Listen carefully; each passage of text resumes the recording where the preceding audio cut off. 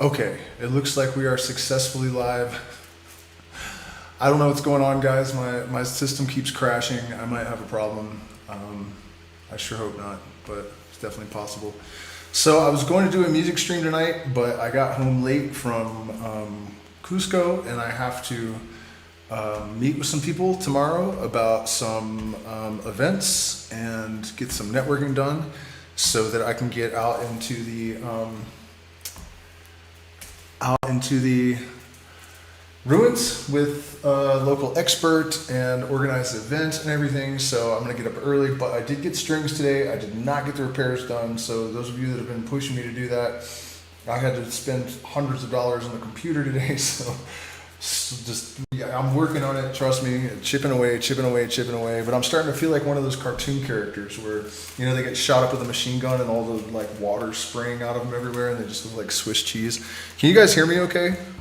By the way, I know it's really echoey in here, but when I was at the computer store today, I forgot to buy another Ethernet cable. So I'm still stuck out here in the main room by the window instead of in the office. Check this thing out though. Isn't that crazy? It's that Peruvian pura. You know what I'm saying? Actually, it's a potato of some kind, but it's not a potato. It's a tuber that if you break it open, it looks like a sea sponge inside. And you cook it for like 15 minutes and it tastes really weird. And it's like light as styrofoam. And then this one, I haven't tried yet, but you have to apparently soak it for 24 hours and then cook it for 5 minutes and eat it. So I'll keep you guys posted. There's all kinds of weird, like it feels like a rock. It's seriously like rock hard and a little bit heavier than this thing, which is, I mean, it's crazy. It's just like styrofoam and the inside is just like a sea sponge. So it'll be cool to see what's up with that stuff. Why is no one, okay, there we go. We got some people on the shorts feed. Don't be stingy with the like button tonight, you guys. I really appreciate your support. And join our Patreon. Couple men down this week. That's what happens if I get caught up and not consistent. It's my fault. But you get 4 years of access to secret streams and whatnot, and tons of, I mean, the wealth of information from the Masonic books alone is like mind-boggling. And that's not, you know, I'm not talking about my contributions even. Just the content of those books is pretty extraordinary. So. Last, I guess the night before, oh, and by the way, I am scheduling the next music stream, the return of the music streams, even without the guitar repaired on Saturday night. So hopefully tomorrow, when I get back from PSOC, I will have, you know, at least some video of the town and the local indigenous people in their wild, beautiful, psychedelic colored outfits. And last time I was there, for some reason, there were a lot of Brazilian tribal people hanging around in their full regalia and everything. Not sure how that happened or why, but I guess I'll go over there and try to find out. Still not seeing any likes. Okay, so there you go. That's a little bit better. Why is this, man? All right, well, it seems like downloading Reaper, at least, updating Reaper fixed the crashes, so we're good. So we were talking about the Kybalion, and we were working our way through the Kybalion, and it's really interesting to me that these great works of occult or metaphysical knowledge, no matter how long you persist, it seems, at unraveling these things and decoding them, as you grow and mature, the material continues to deepen. Honestly, the Kybalion is very basic, occult metaphysics stuff. So it does that less than like the Book of Lies by Aleister Crowley, for example. Or really, if you guys really want your mind blown in a way that you'll never recover from, that is, you know, really, really good and positive. But it's insane. If you don't know about Finnegan's Wake, you need to. It's very tedious, and it is a lifelong endeavor. It's not something that you just do. But it is a true testament to the fact that there is indeed some kind of universal mind that transcends the ordinary human.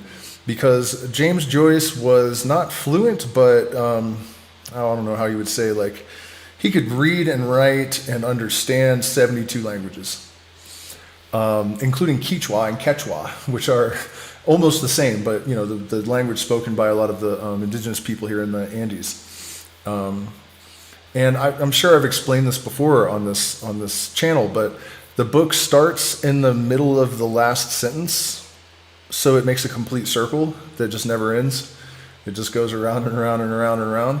And even the word that starts in the middle of the sentence, river run, implies that running around and around and around. I mean, it's so carefully constructed. And then if you read it in phonetically, it's English, sort of. Like, you can understand the sentences if you read it out loud, but nothing is spelled correctly because each syllable can be interpreted in several different languages, or as a historical reference, or as, an occult reference, or it's insane. So then you could take one 3-syllable word and say you interpret the first syllable in Latin and then the second in Greek and the next in Quechua, you have a different word if you say it phonetically.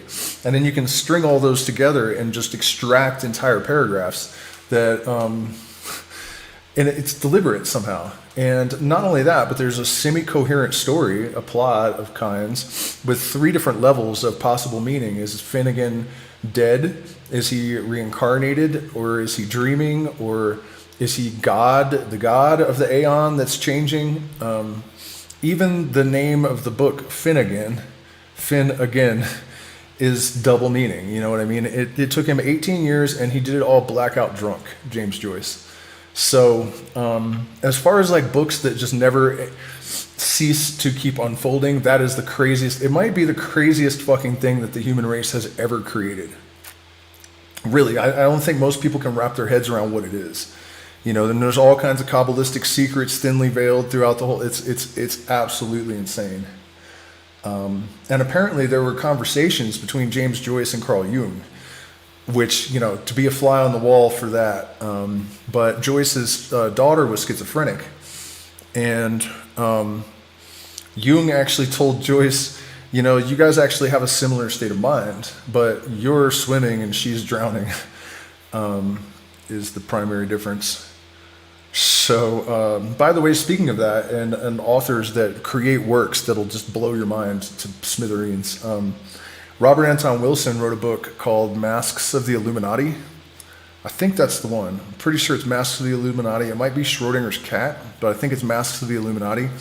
And it's mostly a conversation between James Joyce, Albert Einstein, and I think Aleister Crowley, like sitting around at tea together. And then there's like all these little side missions that happen. Yeah, definitely all that stuff is worth checking out. But what you have to do with Finnegan's Wake is get a skeleton key or two. So Joseph Campbell, who was one of the greatest minds of the 21st century, a Harvard mythologist by trade, he also said, incidentally, that he, in all of his years of seeking, he saw real, undeniable natural magic twice, once at Grateful Dead concerts. And this is not a hippie. This is, by the time he went to see the Dead, he was a 60-year-old Harvard professor, and in the jungles of Borneo. There's actually an interview with Garcia and Joseph Campbell that you can find on YouTube.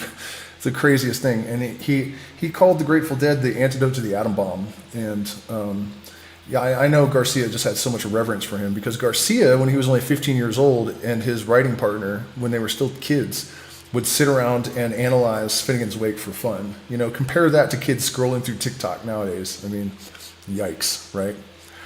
But anyways, Joseph Campbell wrote a skeleton's key that kind of gives you some hints and clues and, helps you to decode the book. But generally what will happen is you'll get a few of those and stack them up on your night table, and then you have Finnegan's Wake next to it. And then if you're somebody like Timothy Leary or Robert Anton Wilson with an IQ around 200, you'll spend the next 50 years of your life until you die, several hours a day, chewing through this book and never running out of new stuff. So the question is, how did that happen? There's no way that a conscious human mind could engineer all that stuff and all those layers and everything. So the Wake is, definitely like one of the best examples of evidence for some kind of higher mind that we have that is like a, it's not subjective at all. It's there. It's an artifact. It's a thing that exists. And interestingly, Robert Anton Wilson, who was, a huge advocate of the Wake, The other best bit of evidence that we have for preternatural or precognitive capacities in a piece of literature is the pyramid that was, he gave the coordinates in the Illuminatus trilogy towards the end. And in 2003, I think, right before he died, they found a pyramid in that exact spot. The book was written in 1974. On top of that, part of the plot of the book is that the United States had started attacking its own citizens and buildings in order to justify passing surveillance technology and rescinding the Bill of Rights. Sound familiar? 1974, right? And that's not all. So, go check these books out. The Kybalion is great and all, but it's really a primer. It's like, this is like the foundations. And it's very good. It's a very, very solid, very, very solid book. I'm not sure exactly where we left off, but I'm going to, and by the way, you guys, this is definitely a very open live stream. Ask questions in the chat. I'll check in with both chats every once in a while and see what's up with everyone. So let's see. Let's go back just a hair. The ancient Hermetists, what I would say Hermeticists, used the word meditation in describing the process of the mental creation of the universe and the mind of the all. And this is an important distinction, I think. It's poetic and poignant because it's not exactly thinking it into existence, right? I have done a tremendous amount of interaction with this universal mind to try to figure out what is its level of cognizance, like how conscious is it, how deliberate. And what I've come to conclude is that it's largely sort of automatic, but that's kind of not right either. It undermines it a little bit, But if you think of the distinction of meditation as letting mind coagulate without disturbance, like a ripple in still water when there is no pebble toss nor wind to blow, that is how the consciousness is organizing the universe. This is why when we appeal to God to do something to prove its existence and nothing levitates, or because there is a consciousness integrated into it, but it is in process and it will not be disrupted, and it is sort of a subconscious or unconscious unfolding of this dream, I think. So they use the word meditation to describe how the mind of the all is generating this. The word contemplation also being frequently employed. But the idea intended seems to be that of the employment of the divine attention. Attention is a word derived from the Latin root meaning to reach out, to stretch out. And so the act of attention is really a mental reaching out, extension of mental energy, so that the underlying idea is readily understood when we examine into the real meaning of attention. The Hermetic teachings regarding the process of evolution are that the all, having meditated upon the beginning of creation, having thus established the material foundations of the universe, having thought it into existence, then gradually awakens or rouses from its meditation, and in so doing starts into manifestation the process of evolution on the material, mental, and spiritual planes successively in that order. And so one way that I can kind of elaborate on that, what's going on in Luminostic Mind, that reminds me, I got to tell you the story about what happened with me and her today. It was absolutely amazing. Okay, so I've had this issue with, it's like, there's obviously God, but there obviously is not God. And so what is that, And the conclusion that I've come to is that the consciousness that's integrated into the fabric of the universe is developing along with creation. Everything happens for a reason. One of the most important laws of creation is the law of necessity. Nothing just happens. Everything happens for a reason. There is purpose in all process, all of it, even in chaos. And so that's kind of what he's saying here, is that it's developing as a response and a reaction to its creation, becoming more sophisticated and evolved. And another idea that kind of goes along with this, he's talking about how when it really awakens, the process kind of changes. Hindu, the blinking of the eye of Shiva, the idea is that when God sleeps, the universe exists, and when it awakes, the universe is destroyed. And now we have quantum loop theory. I called it the Phoenix process before I was aware of any of this stuff. So, you know, it's this kind of idea that this nothingness became conscious, and that created duality, which then sent creation on this course of replication by means of reflection, and then once it runs out of potentials to fulfill, the process reverses and it collapses back into singularity and starts over again. So that's the indrawing and outdrawing, I guess, process that it's describing as I understand it. So, thus the upward movement begins, and all begins to move spiritward. Matter becomes less gross, the units spring into being, the combinations begin to form. Life appears and manifests in higher and higher forms, and mind becomes more and more in evidence, the vibrations constantly becoming higher. In short, the entire process of evolution in all of its phases begins and proceeds according to the established laws of the indrawing process. All of this occupies aeons upon aeons of man's time, each aeon containing countless millions of years, and yet the illuminated inform us that the entire creation, including involution and evolution of a universe, is but as the twinkle of the eye to the all. At the end of countless cycles of aeons of time, the all withdraws its attention, its contemplation and meditation of the universe, and the great work is finished. And all is withdrawn into the all from which it emerged. Now, remember this idea that your success will be your proof, okay? Somebody criticized that I wasn't able to actually give like real world examples of this stuff, which I absolutely call bullshit. I think he was trolling as hell. And the guy, I appreciate him. You know, he's followed my channel forever, but I think all he ever does is troll. Why do you follow someone just to troll them? I don't get it. But anyways, this comment that he made, right? Remember, this book was written like 100 years ago. So they didn't know this yet. But if you consider the period after the universe dies, before the involution, before the collapse, according to theory, it's kind of like if a firework shoots off and there's just like this split second of color and then they all die out. That's what the universe does. It goes from like Big Bang to formation. And if you scale it down, the period where it's nothing but black holes is like a googolplex as long as the life of the living universe. And he says that the illuminated inform us that the entire creation is but as a twinkle of an eye to the all. So that's wild, you know, because it's 100% accurate according to modern physics.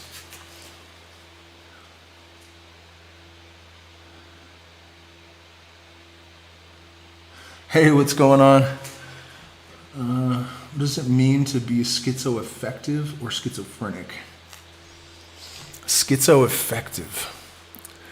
You know, I don't even remember what the schizoaffective.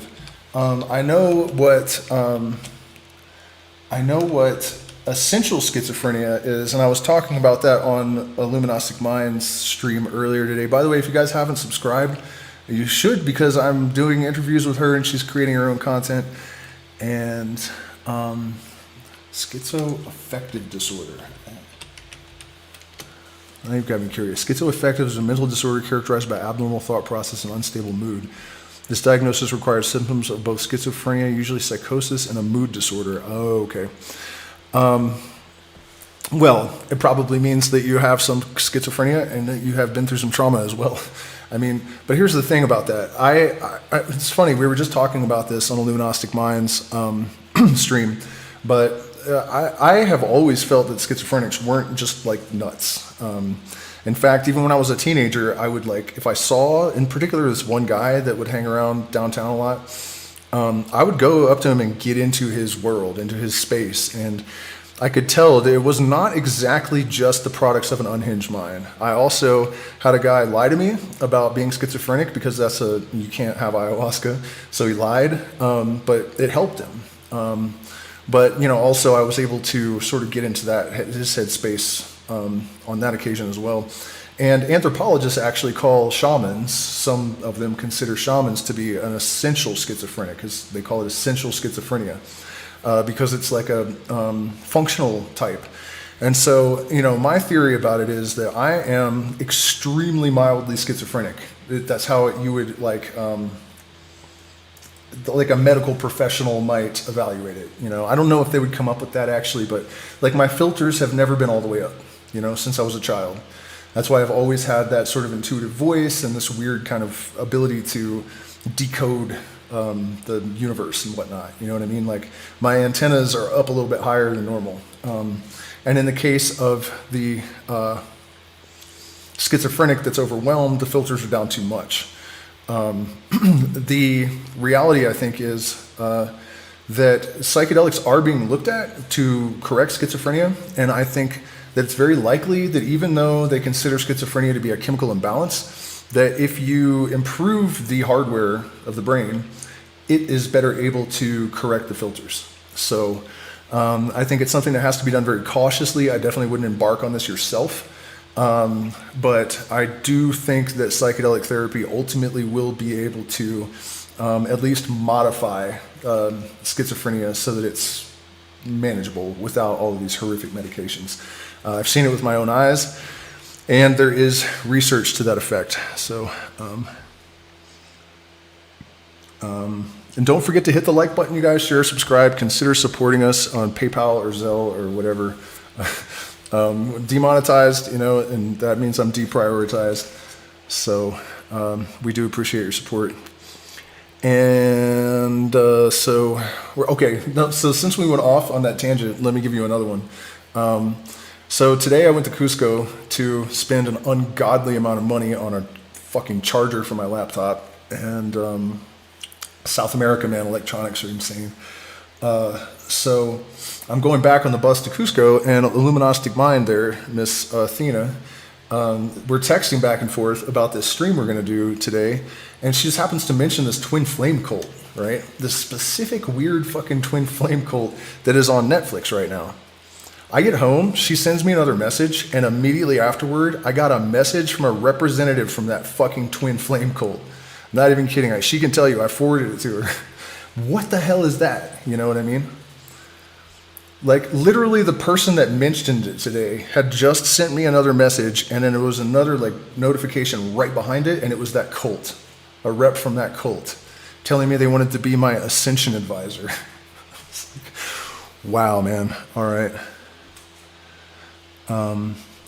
Yeah, and if I told a therapist about that or whatever, they'd probably be like, well, you need schizophrenia medication, motherfucker. All right, so what's going on with the creator and the illuminated and all that? The above illustration of the meditation and subsequent awakening from meditation of the all is, of course, but an attempt of the teachers to describe the infinite process by a finite example. And yet, as above, so below.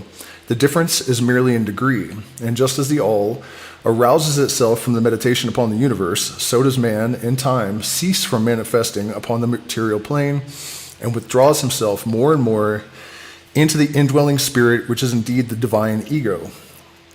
There is one more matter of which we desire to speak in this lesson, and that comes very near to an invasion of the metaphysical field of speculation, and this is where we left off before. We allude to the question which inevitably comes to the mind of all thinkers who have ventured to seek the truth. The question is, why does the all create universes? The question may be asked in different forms, but the above is the gist of the inquiry, which is funny because I was thinking about this on the bus today. Everything happens for a reason. The law of necessity governs everything. So I was thinking about how if there are multiverses, they're intertwined. There's a reason for each one of them, and I think I actually sort of can visualize what it is, and it has to do with balance and different constituents of these different bubbles, different universes. It's like a structural thing, and we'll get deeper into that idea eventually. We allude to the question which inevitably comes to the mind of all thinkers who have ventured to seek the truth. The question is, why does the all create universes? The question may be asked in formas diferentes, but the above is the gist of the inquiry. Men have striven hard to answer this question, but still there is no answer worthy of the name.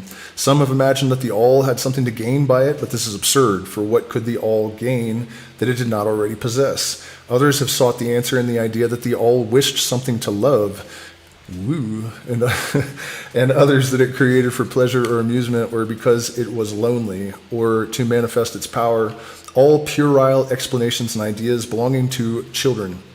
Others have sought to explain the mystery by assuming that the all found itself compelled to create by reason of its own internal nature, its creative instinct. This idea is an advance of the others, but its weak point, on and on. So let me just give you my 2 cents, because certain lineages of which we know but do not speak basically say that there were 2 options. Perfection, the original something, was nothing. And the only possible unity is nothing, because as soon as you have a thing and you have space, you have 2 things. And so in nothing, there cannot be a line, because that implies shadow. And because all that is metaphor, because it's mind, and it manifests, the metaphor translates through the veil and becomes, so the conceptual becomes the actual by this transitionary process of being fed through the veil. So those are the 2 options: nothingness for all of eternity, or duality. Because in order for the laws of, or in order for creation to exist, it has to exist according to the laws that it does. That's why they are the way they are. Albert Pike in Morals and Dogma, I quote this all the time, but it's just so gangster. They are not just because they are his laws because they are just, which means that they're not the laws because, or they're not like, they're not great because God came up with them. God came up with them because they're great, basically. And not just great, but necessary, right? The reason creation is as it is because it could not be predicated on any other formulation and exist. And so that was the devil's bargain. Do we fall from heaven, which is eternal, absolute nothingness, and do something and have an experience, or, and then accept all of the shit that comes with that, all the baggage, all the pain, all the suffering, all the darkness, all of it. And I'll leave that philosophical inquiry for you guys to come to your own conclusions about. It is the Kybalion. Magic Taco wants to believe the law of cause and effect is real. I hope I can climb out of this dark night of the soul, but I feel there will be more internal struggle to deal with. Well, of course you can climb out of the dark night of the soul. All is transitory. And you must remember that you are literally light in a standing wave, and some of the light in your brain, in your body, is not even in a standing wave. It's actually fluid light. And if you bring a handful of light into a darkened room, it illuminates. If you bring a handful of darkness into a lit room, it disappears. So you already contain the ability to dissolve the shadows. There are shadows, but then there is that which remains.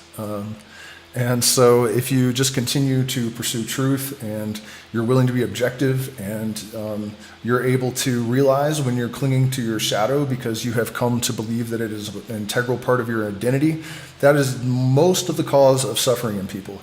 As a medicine facilitator, 100% almost of bad, negative experiences or difficult experiences come from people clinging to their shadow because they have come to identify with it as an integral part of their personality. And so, they resist almost as if they're being killed, because a part of them they think is dying, even though it absolutely does not serve them. And in fact, it's dead weight on their balloon. Dynamic nothing has tension from the infinite potential energy contained in it. Yeah, the whole idea of dynamic zero and the Pythagorean Illuminati, I'm really trying to ascertain what it is that they're suggesting that isn't already part of the system of Illumine thinking, of scientific luminism. But one of the most compelling things about it, and this is not from the Pythagorean Illuminati, this is just scientific illuminism, from hundreds, if not thousands of years, we have known that at the heart of it, it is nothing, and that it is all paradox. So, as I said in the last stream, this table here does not exist. If you can zoom in with an electron microscope and it's empty space, but yet it is there.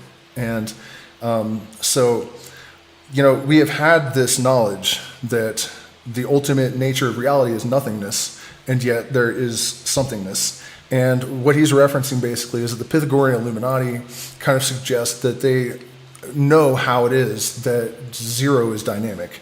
But so far, when I have tried to investigate what they're talking about, it seems like it's just like they have a term and then they throw another term out and another term out, but it doesn't actually go anywhere or mean anything. So maybe I just need to pursue it more, but so far I'm on the fence as to whether or not the Pythagorean Illuminati is just throwing a bunch of word salad out. And most of the concepts that they claim to be original to themselves are just rebranded Illuminism from hundreds of years ago. So I'm not really sure. There is one thing that I have gotten from them that I thought was really awesome, and that was the idea of the veil basically being a Fourier transform. And that's what does the translating from conceptual to actual. And that is, if there's nothing else of value in their entire system, that was fucking awesome. So, yeah, the jury's still out with me as to like what I really think about the Pythagorean Illuminati. And so, some kind of satisfaction. Find some kind of satisfaction in creating. Come on, man. It is difficult to escape the conclusion that in some infinite degree it must have what would correspond to an inner nature or creative instinct in man, with correspondingly infinite desire and will. It could not act unless it willed to act, and it would not will to act unless it desired to act, and it would not desire to act unless it obtained some satisfaction thereby. And all of these things would belong to an inner nature and might be postulated as existing according to the law of correspondence. But still we prefer to think of the all as acting entirely free from any influence, internal as well as external. That is the problem which lies at the root of difficulty, and the difficulty that lies at the root of the problem. And now I will get into some illegal wisdom. This is the sort of territory that is prohibited to things that we are supposed to know and not speak, because generally it just pisses people off anyways. But there's a line in one of Crowley's books, I don't even remember which one it is, where he says that the highest level of illumination actually is not this like eternal peace and detachment that people think it is. The real goal of the universe is to, it's just like a consciousness experiencing every possible experience from every possible point of view. That's all it's doing. And it doesn't have an agenda really. So he said the highest level of illumination is to become like he in whom suffering and glory are indistinguishable. And so the question then becomes, okay, so if it has no preference, why is it doing anything at all? And then I guess the experience, the answer is the experience still, good or bad. And I think people have a really hard time with that. We want to think that there is a loving, caring protector, spirit God, and there is. But if it's true that God is one, then all of the horrific evils and darkness and all of that stuff is also that same consciousness doing it deliberately, And I don't think people like that idea, but I'm pretty fucking confident that that's the reality of it. Just look around the world, I mean, what does the evidence of your eyes tell you? What does it mean to be benign?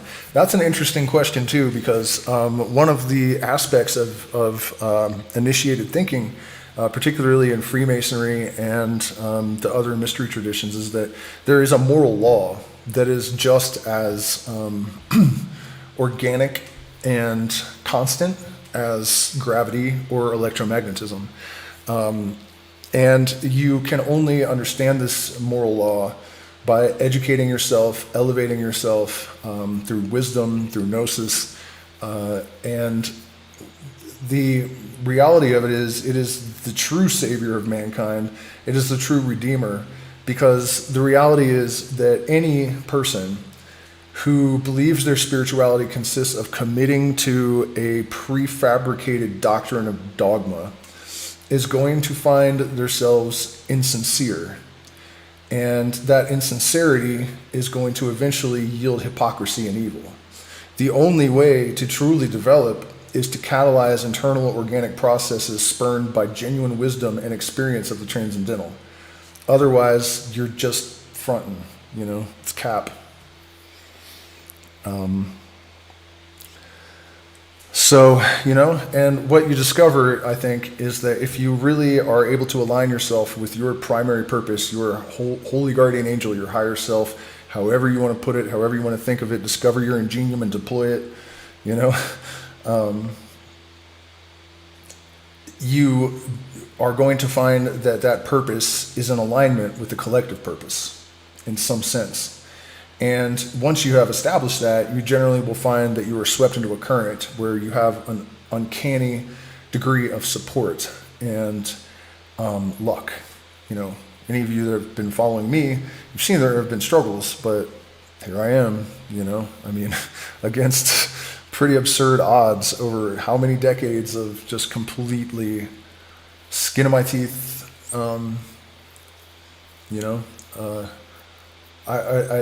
your success will be your proof, It doesn't mean that it's going to be perfect, but I guarantee you that it's far more satisfying to live in accordance with your purpose than it is to cow to the pressures of herd conformity and financial status or whatever.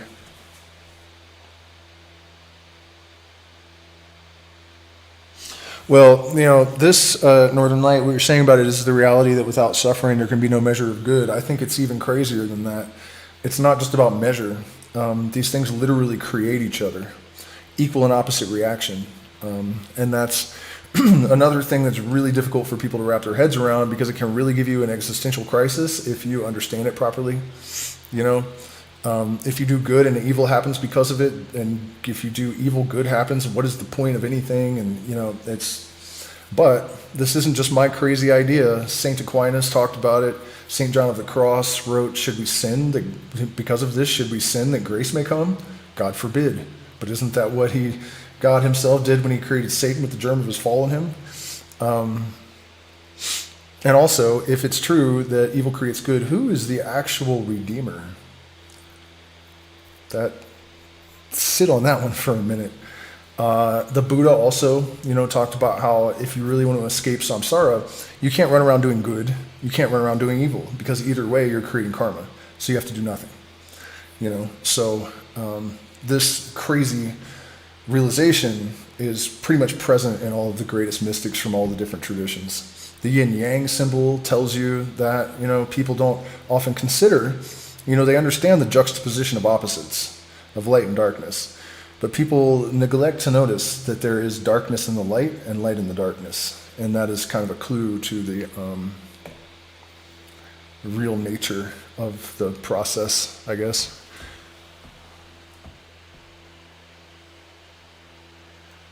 Cat torture rings in China.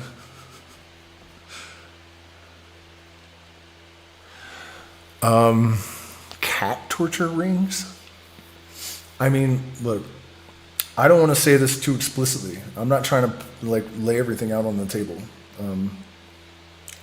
But I already answered that question, The one thing that I don't understand about it is that if it's true that this universal mind, and it's not like once, that's too human, I think, but the point or something is to fulfill all of these experiences. Why do we have to repeat things that have already happened once? So you would think that each horrible experience would only have to happen once. That one I honestly don't have an answer for, but I am pretty John D. 007. Oh man, that's a good one. Because so John Dee, for those of you that don't get this reference, John Dee and Edward Kelly were court magicians to, I think, Queen Elizabeth. And it was during the period when England was the most powerful empire on the planet, I believe. So that begs the question, if magic is not real and magicians are loony, superstitious idiots, then how is it that they guide empires to take over planets? That's a bit weird, If that's your counsel and they're retarded, then you'd think you would be fucking doomed, right? But here we are, probably still ruled by the crown in the United States, Canada, Australia. You know, they probably own about 77% of the land mass of the planet. But anyways, my skin's looking good, nice. I probably have a filter on. I didn't mean to. I just barely know how to use this camera. Where are we at though? Okay, John Dee and Edward Kelly. They were scrying, and they claimed to contact these angels and channel Enochian. And Enochian is this angelic language has been actually studied by linguists, and it does have its own grammar and syntax. And when I read that, it occurred to me, like, do you really think these two medieval fucking magicians would have the capacity to actually engineer a legitimate fucking language? You know, so that's a bit weird. I mean, that's more than a bit weird. That's fucking really weird. And so Aleister Crowley claimed to be the reincarnation of one of them. I'm not sure whether it was John Dee or Edward Kelly. I think John Dee. Eliphas Levi, John Dee. Yeah, so, and the 007 reference, I believe, is a reference to the fact that Aleister Crowley was MI5, British intelligence, and his number was 00666. So I don't know if that's exactly what the joke was there, but that's how I took it.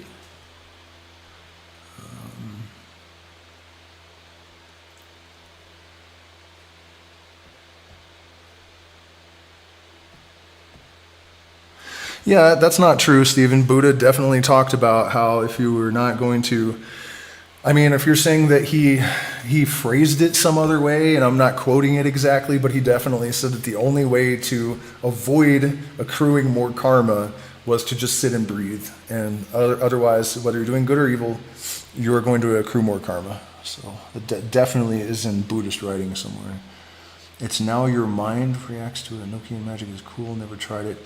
Well, if you're curious what it sounds like, Enochian there are recordings of Aleister Crowley on YouTube speaking Enochian, but be forewarned, one of the things that any adept of the Hermetic Order of the Golden Dawn will tell you is that if you know someone who doesn't believe in magic, tell them to learn an Enochian call and to do it, and they will believe instantly, but almost always your life is completely destroyed instantly. So, you know, it's your call. Yeah, I'm not a big fan of Buddhism, honestly. I feel like the focus, it depends on the school, but, you know, the focus on suffering and detachment and stuff, I suspect all institutionalized religions to have been either not necessarily originally engineered for this, but over time engineered to create pacifists and people that are not problematic for the empire.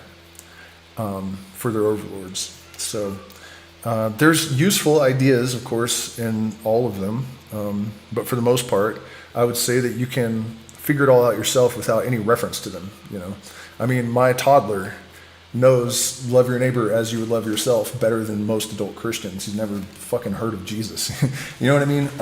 It's just a matter of recalibrating our society, I think, to support the evolution of individuals that are in the natural state that humans are supposed to be inclined to.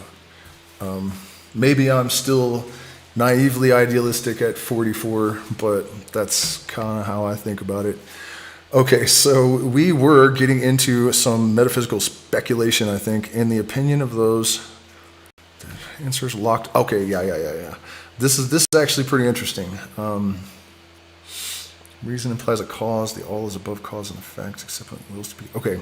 Strictly speaking, there cannot be said to be any reason whatsoever for the all to act, for a reason implies a cause, and the all is above cause and effect, except when it wills to become a cause, at which time the principle is set into motion. So you see, the matter is unthinkable, just as the all is unknowable. Just as we say the all merely is, so we are compelled to say that the all acts because it acts. At the last, the all is all reason in itself, all law in itself, all action in itself. And it may be said truthfully that the all is its own reason, its own law, its own act, or still further, that the all, its reason, its act, its law are one, all being names for the same thing. In the opinion of those who are giving you these present lessons, the answer is locked up in inner self of the all, along with its secret of being. And that kind of corresponds to this macrocosm idea, as if, our goal here is to know ourselves, to come into contact with our higher self, holy guardian angel, to know our purpose, to deploy our ingenium in the world in a productive sense. And so the all also has that kind of secret. And that is kind of, I think there are many of those secrets. And that's kind of the office of the adept and the initiate, is to mine those secrets and to try to see if the philosopher's stone or the jewel in the heart of the lotus is actually attainable, and then to eat it and become an abscissimus. Where are we at? Secret of being. The law of correspondence, in our opinion, reaches only to that aspect of the all, which may be spoken of as the aspect of becoming. Behind that aspect is the aspect of being, in which all laws are lost in law. All principles merge into principle, and the all, principle and being, are identical, one and the same. Therefore, metaphysical speculation on this point is futile. We go into the matter here merely to show that we recognize the question and also the absurdity of the ordinary answers of metaphysics and theology. In conclusion, it may be of interest to our students to learn that while some of the ancient and modern Hermetic teachers have rather inclined in the direction of applying the principle of correspondence to the question with the result of inner nature conclusion, still the legends have it that Hermes the Great, when asked this question by his advanced students, answered them by pressing his lips tightly together and saying not a word, indicating that there was no answer. But then he may have intended to imply the axiom of the philosophy that the lips of wisdom are closed, except to the ears of understanding, believing that even his advanced students did not possess the understanding which entitled them to the teaching. At any rate, if Hermes possessed the secret, he failed to impart it, and so far as the world is concerned, the lips of Hermes are closed regarding it, hermetically sealed. And where the great Hermes hesitated to speak, what mortal dared to teach? But remember that whatever be the answer to this problem, if indeed there be an answer, the truth remains that while all is in the all, it is equally true that the all is in all.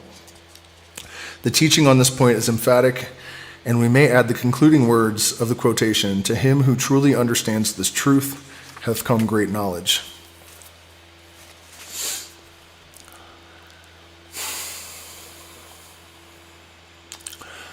Probably the most important thing that I take away from that is, I've been talking about this a lot tonight already, but just the fact that you cannot proscribe a bunch of foolish rules of ancient date designed to make us all feel great while we fold, spindle, and mutilate the unbelievers from a neighboring state because they don't go for what's in our book and that makes them bad. So verily we must choppeth them up and stompeth them down. Or rent a nice French bomb to poof them out of existence, leaving our real estate right where we need it in order to build more temples in which to praise our God, because he can really get down to business. He knows what he's doing. He wrote this book here, didn't he? But no, seriously, the idea that if you try to just conform to a bunch of rules, to a dogma, and you have not had the internal processes and development and experience that allow you to really actually understand, then there's no point. This is one of the actual reasons for secrecy in Masonic fraternities and other Western mystery traditions. There is no point in telling someone something that is just words until you have actually created the fertile soil to plant the seeds in, and the conditions are appropriate for the change to take place. Any required change can be affected by the proper application of the proper degree of force through the proper medium to the proper object. If all of the conditions are fulfilled, then there is success in every case. And so the preparation of the initiate that's the formula. And if you do not fulfill the formula, then the wisdom, the lips of wisdom are closed, but to the ears of understanding, that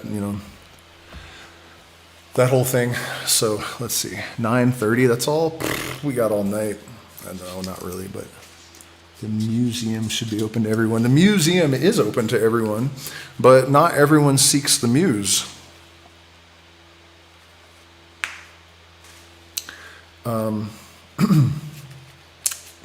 The planes of correspondence, this is chapter 8. As above, so below, as above. There is a variation of that I don't think is inspired by this, that is maybe even crazier. And I know I'm going to give two like real world examples of this manifesting. But the one from the Kabbalah, this rabbi, I can't remember his name, Rabbi Ben Simeon or something, he said, Keter is in Malkut, but Malkut is in Keter, but after another fashion. So, it's arguable how old the Kabbalah is in its present form, but it is not arguable that there were not earlier forms going all the way back to Babylonian Syria. And basically, the concept is that there was a light that began as nothingness, and it went through 3 veils of negative existence where it became, you could say, more dense or more actual until it sort of, not crystallized yet, but it became an energy capable of manifestation, and it broke through the veil and Keter, the crown of light, and passed through all the Sephirot and harmonized all these different qualities of creation, and then crystallized in Malkut as matter. Now we know that matter is light in a standing wave, so this process has proven to be correct. And if quantum loop theory is true, then at the end of time, or at the, alpha omega point, it'll reverse and the light will consume itself. This is the real meaning of the Ouroboros, the dragon of light that Hermes Trismegistus encountered.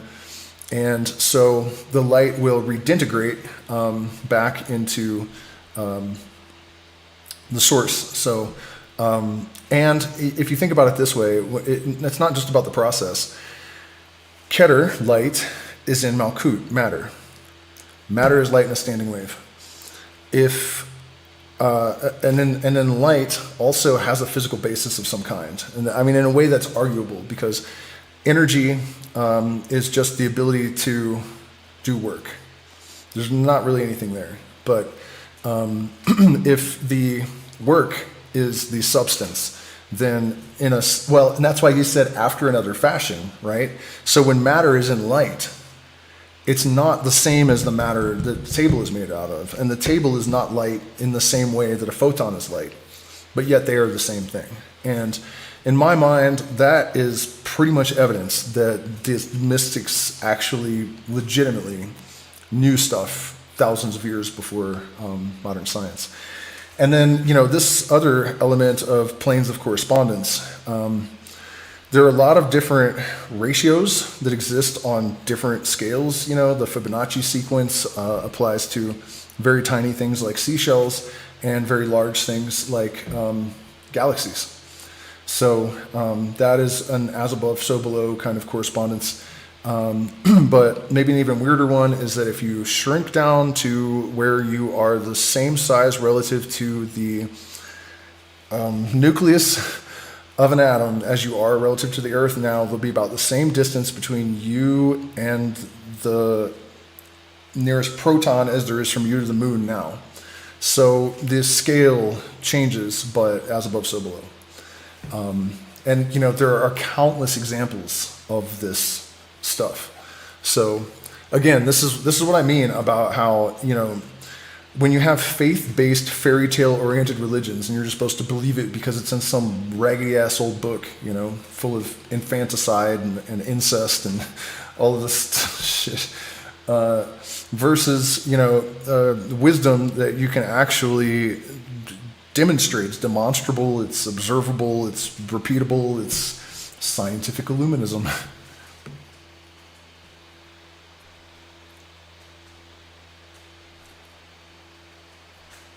Sorry, just catching up with the chat a little bit.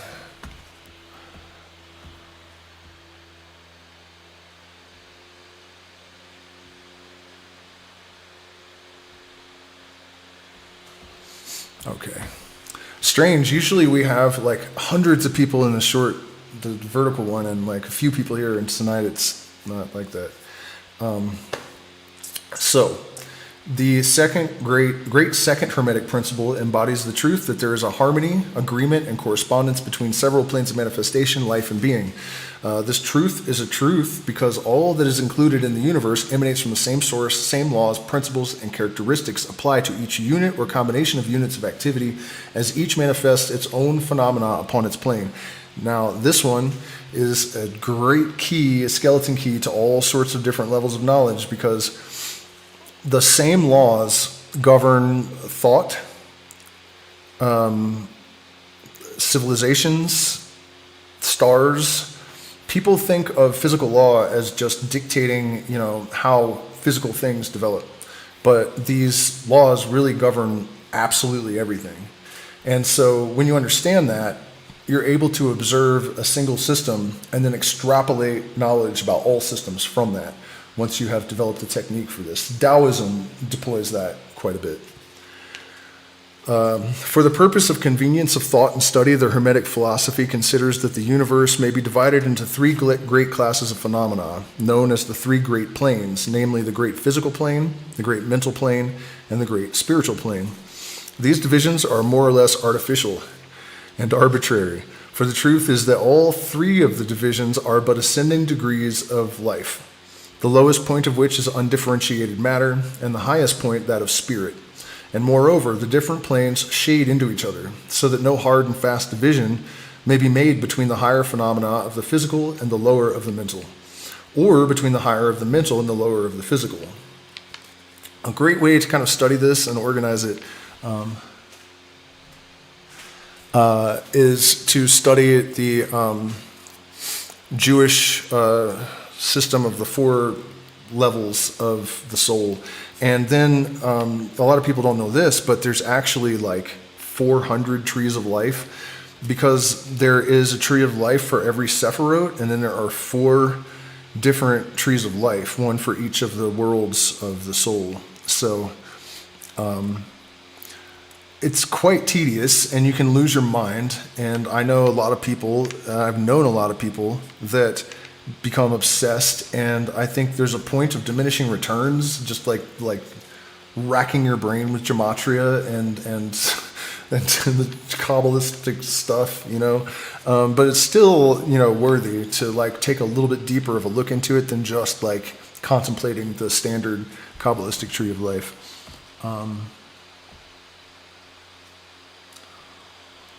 Photons, image realms, I'm not sure what that means exactly. Let's see, where are we at here? In short, the 3 great planes may be regarded as 3 great groups of degrees of life manifestation. While the purposes of this little book do not allow us to enter into an extended discussion of or explanation of the subject of these different planes, still we think it well to give a general description of the same at this point. At the beginning, we may as well consider the question so often asked by the neophyte who desires to be informed regarding the meaning of the word plane, which term has been freely used and very poorly explained in many recent works upon the subject of occultism. The question is generally about as follows: is a plane a place having dimensions, or is a dimension a place having planes? It's not actually what it says, but that's what it means.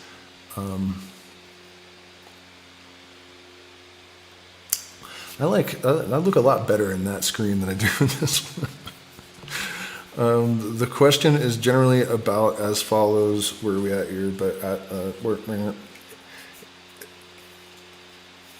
State or condition. It may be considered as a state or condition. We're talking about planes or dimensions here. And yet the state or condition is a degree of dimension in a scale subject to measurement. Somewhat paradoxical, is it not? But let us examine the matter. A dimension, is a measure in a straight line relating to measure, etc.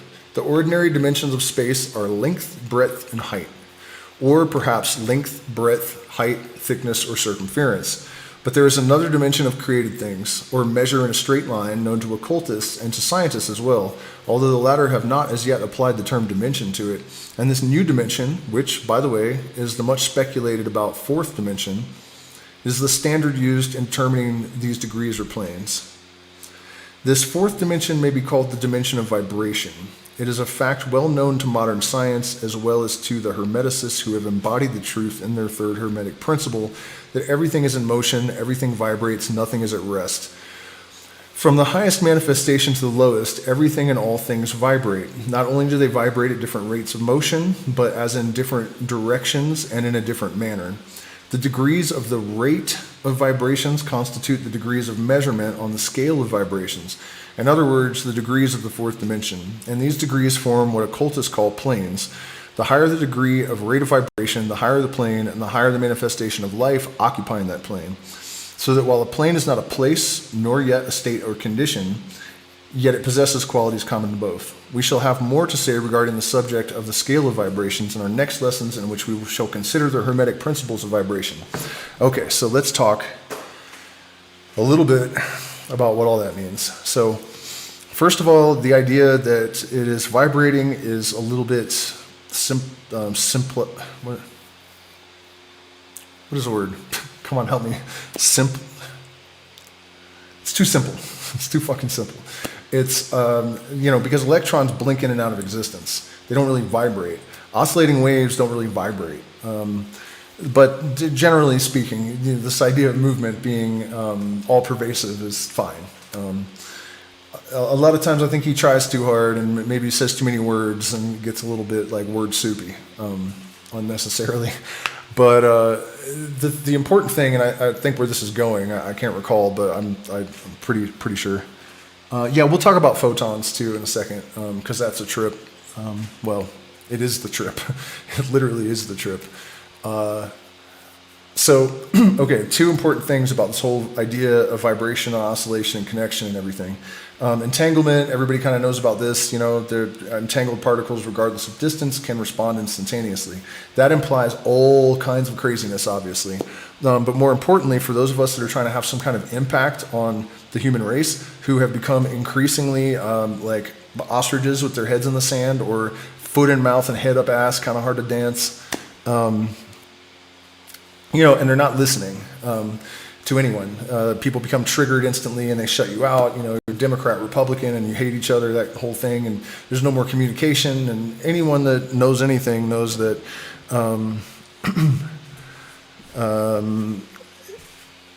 silence tends to entropy any sense of empathy between supposed brothers, supposed lovers. So there's that. And but what I'm saying is that because of entrainment, which is different from entanglement but related, entrainment says that, well, it doesn't say, it's the term that describes this phenomena. Anything that oscillates or beats, heartbeat, pulses. If you have two human beings laying together in bed, after a while their heartbeats will sync. And if I had two of these lights and they're at very close oscillations, they'll sync up. Clocks do it. Anything that pulses will synchronize. And the way that the laws are formulated, the higher oscillation pulls the lower along. So that means that if you are drawing your consciousness upwards and the particles and energy in you are entangled with all of them all over the universe, as you pull yourself up, the entire creation is compelled, be it subtly, but still, every little bit helps. It pulls the lower up. And so when a magician says that the demon of a lower oscillation is compelled by God or constrained by law to do his will, it's because of the law of entrainment, right? That's the mechanism that would allow you to compel a being of a lower order, like a dog, to do what you tell it to do. And so that's the really important thing to consider here, because other than leading by example, which is much more effective than talking, the work that we do internally has an effect on the entire fucking universe. Literally, the weight of the world is on your shoulders. Whoever told you it wasn't was misinformed. So, you will kindly remember, however, that the three great planes are not actual divisions of the phenomena of the universe, but merely arbitrary terms used by hermeticists in order to aid in the thought and study of the various degrees and forms of universal activity in life. The atom of matter, the unit of force, the mind of man, and the being of the archangel are all but degrees in a scale, all fundamentally the same, the difference between solely a matter of degree and rate of vibration. All are creations of the all and have their existence solely within the infinite mind of the all. This is one of the reasons that music is such a powerful, magician and musician, phonetically almost identical. There's a reason for that. If I went and got my guitar and I play an A on the low E string and then I play an A on the 10th fret of the high B string, you're going to hear an audible difference, but it's the same thing. It's just a different degree with a higher rate of vibration. And there's a reason for that. They all have a sort of different energy that they're communicating. And they're actually, music gets really weird. And the fact that Pythagoras, who is the Illuminatus that traveled to Egypt and brought the mysteries to Egypt, and he basically engineered or discovered the system of intervals that we use for music to this day. And he also had this sort of occult interest, I guess, integrated into it. The one, right? Let's say God is the one, but the first note in the scale, the home note, is the one. And they say that we have all emanated from God and will return to God. What happens in music? You start with the first note, the one, and the notes go away, and usually the song will end on the one again. So also 5 is the number of cycles. So the strongest resolution, back to the 1, is to the 5, back to the 1. And 6, which is also up an octave, is 13. Those are both numbers associated with the devil. And the 6-degree scale is the same as the 1, but dark. And on and on. I mean, all of the intervals and their occult correspondences it's really a wild thing. So where are we at with all this? Man, you guys are really smashing that like button tonight. That's pretty cool. I hope also that you guys have headed over to my Patreon and joined it, and that you have maybe considered supporting my work via the options in the chat, because I'm demonetized, and that means that if you guys don't support me, I sit around here for hours and hours and hours doing this for free. And that's not cool. I don't like it. So, I mean, if I was rich, I would do it for free, but I'm not. So, we do appreciate your support. What is it? Solely within the infinite mind of the all. The Hermeticists subdivide each of the 3 great planes into 7 minor planes, and each of these latter are also subdivided into 7 subplanes. What happens when light refracts? I can't remember how many colors is that? All divisions being more or less arbitrary, shading into each other, and adopted merely for convenience of scientific study and thought. The great physical plane and its 7 minor planes is that division of the phenomena of the universe which includes all that relates to physics or material things, forces, and manifestations. It includes all formas of that which we call matter, and all forms of that which we call energia, or force. But you must remember that the Hermetic philosophy does not recognize matter as a thing in itself, or as having a separate existence even in the mind of the all. And that is true, because it's not really there. There's nothing there. The teachings are that matter is but a form of energy, which isn't anything.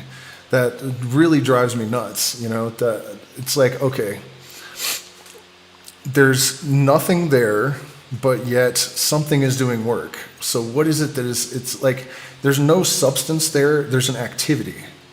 But what is the activity? Like, what is, it's just like a disturbance in the nothingness that is also nothing. It's just a really strange thing to try to wrap our heads around, the fact that, like, there's literally nothing here, but some sort of imperceptible movement that gives the illusion of solidity.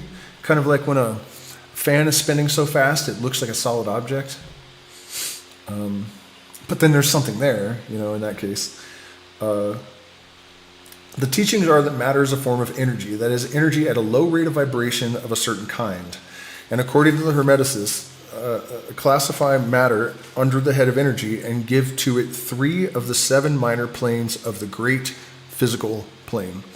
These 7 minor physical planes are as follows: the plane of matter A, the plane of matter B, the plane of matter C, the plane of ethereal substance, the plane of energy A, B, and C. The plane of matter A comprises the forms of matter in its forms of solids, liquids, and gases, as generally recognized by the textbooks on physics. The plane of matter comprises certain higher and more subtle forms of matter, of the existence of which modern science is just recognizing. And so I will save us some time and explain this. So when we talk about the elements in magic, we're not talking about, earth is not dirt and fire is not fire. It's more like spirit. Speaking of subtlety and weirdness, many of you guys are probably aware of the tetragrammaton, right? Which is Yod He Vav He. It's the Hebrew characters, and it actually doesn't represent Jehovah or Yahweh or any of that stuff. Those are all bastardizations. The whole point of it is it's just 4 letters that are meant to conceal the actual unspeakable name of God. Because if you recreated the sound of the Logos, and it would destroy the universe. That's the reason we're not allowed to say, we're not supposed to say 4-letter words, curse words, right? It's nuts, but that's actually the origin of all that. But anyways, one of the things that the tetragrammaton represents is the 4 elements. So each of the Hebrew letters is like a picture or a thing, a number, and a sound, right? So it has triune nature, as all magical things do. Blink your third eye thrice if you know what I mean. We know about the pentagram, and was it Michelangelo? With the guy standing in the pentagram. If you take the letter Shin, which represents spiritual fire, so elemental fire, and you descend it, the tongue of grace, and place it in the center of the 4 elements, which the Hebrew letters represent, and then you speak the word out loud, it's Yoshua, which is Savior. So the Spirit redeems matter and animates it. So, that's just one of those examples of stuff that's a little bit too crazy to be just like, random coincidence. But not where I was going with this either. What is actually being described is not non-physical either, in a sense. It is a key to perceiving, for one thing, that the all actually is in the all. Because when you combine elements in certain ways with great intensity, you can transform them into other elements, right? This is the whole concept of alchemy, in the sense that you can transform mercury and lead into gold, you can transform fear into courage, you can transform loss into motivation, all these sort of things. But if you apply cold to water, then it becomes earth. If you heat metal or earth sufficiently, it will drip and become water. So there is fire of water, water of earth, air of water, and you can actually see these other subtle things expressed by nature under certain conditions.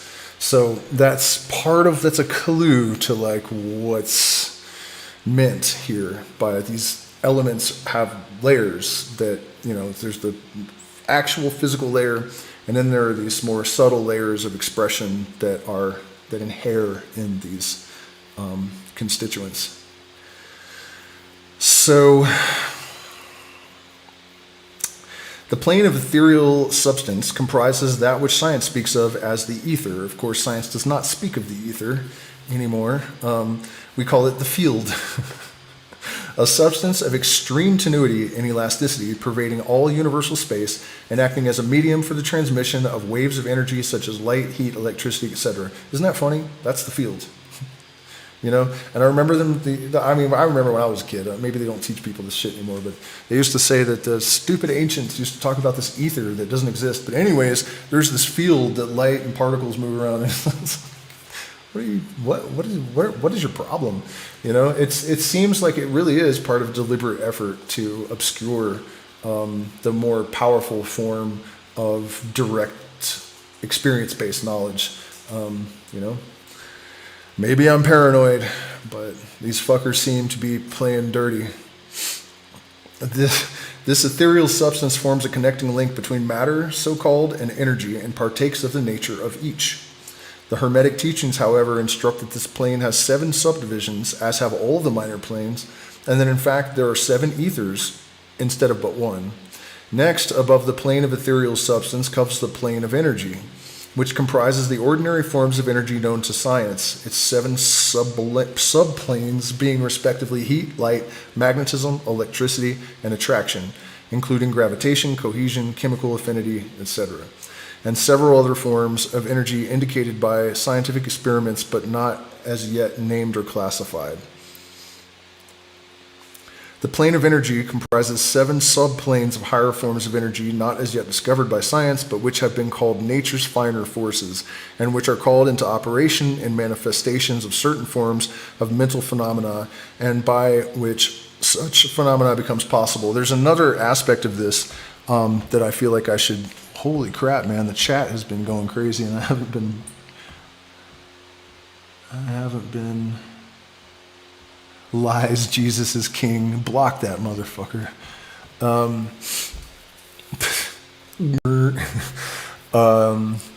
Man, I've been sick of that shit for 2,000 years, you know, popping up in my chat since like the Bronze Age.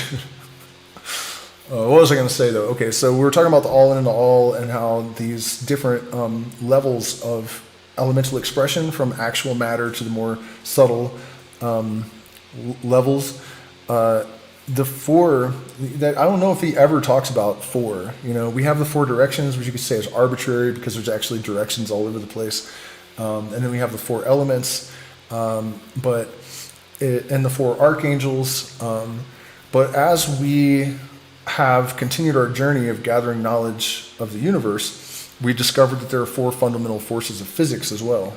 And so I just wanted to point out that the job of the modern magician actually is to continue to consolidate the information and to compress it into these symbols, because the tools in our tool bag become more powerful as we compress this information into these symbols, you know.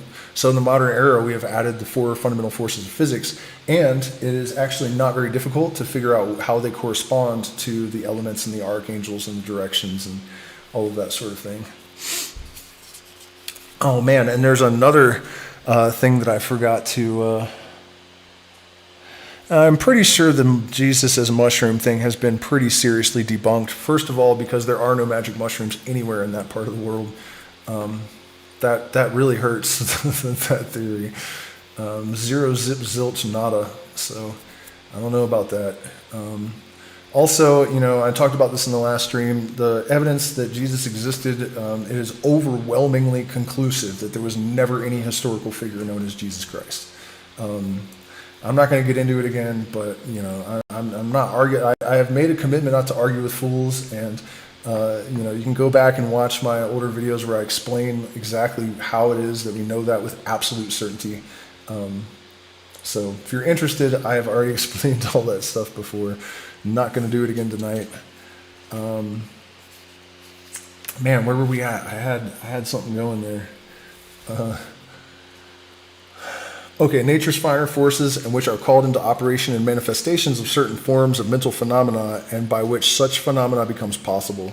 The plane of energy comprises 7 subplanes of energy so highly organized that it bears many of the characteristics of life, but which is not recognized by the minds of men on the ordinary plane of development. Being available for the use on beings of the spiritual plane alone, such energy is unthinkable to ordinary man, and may be considered almost as the divine power. The beings employing the same are as gods, compared even to the highest human types known to us.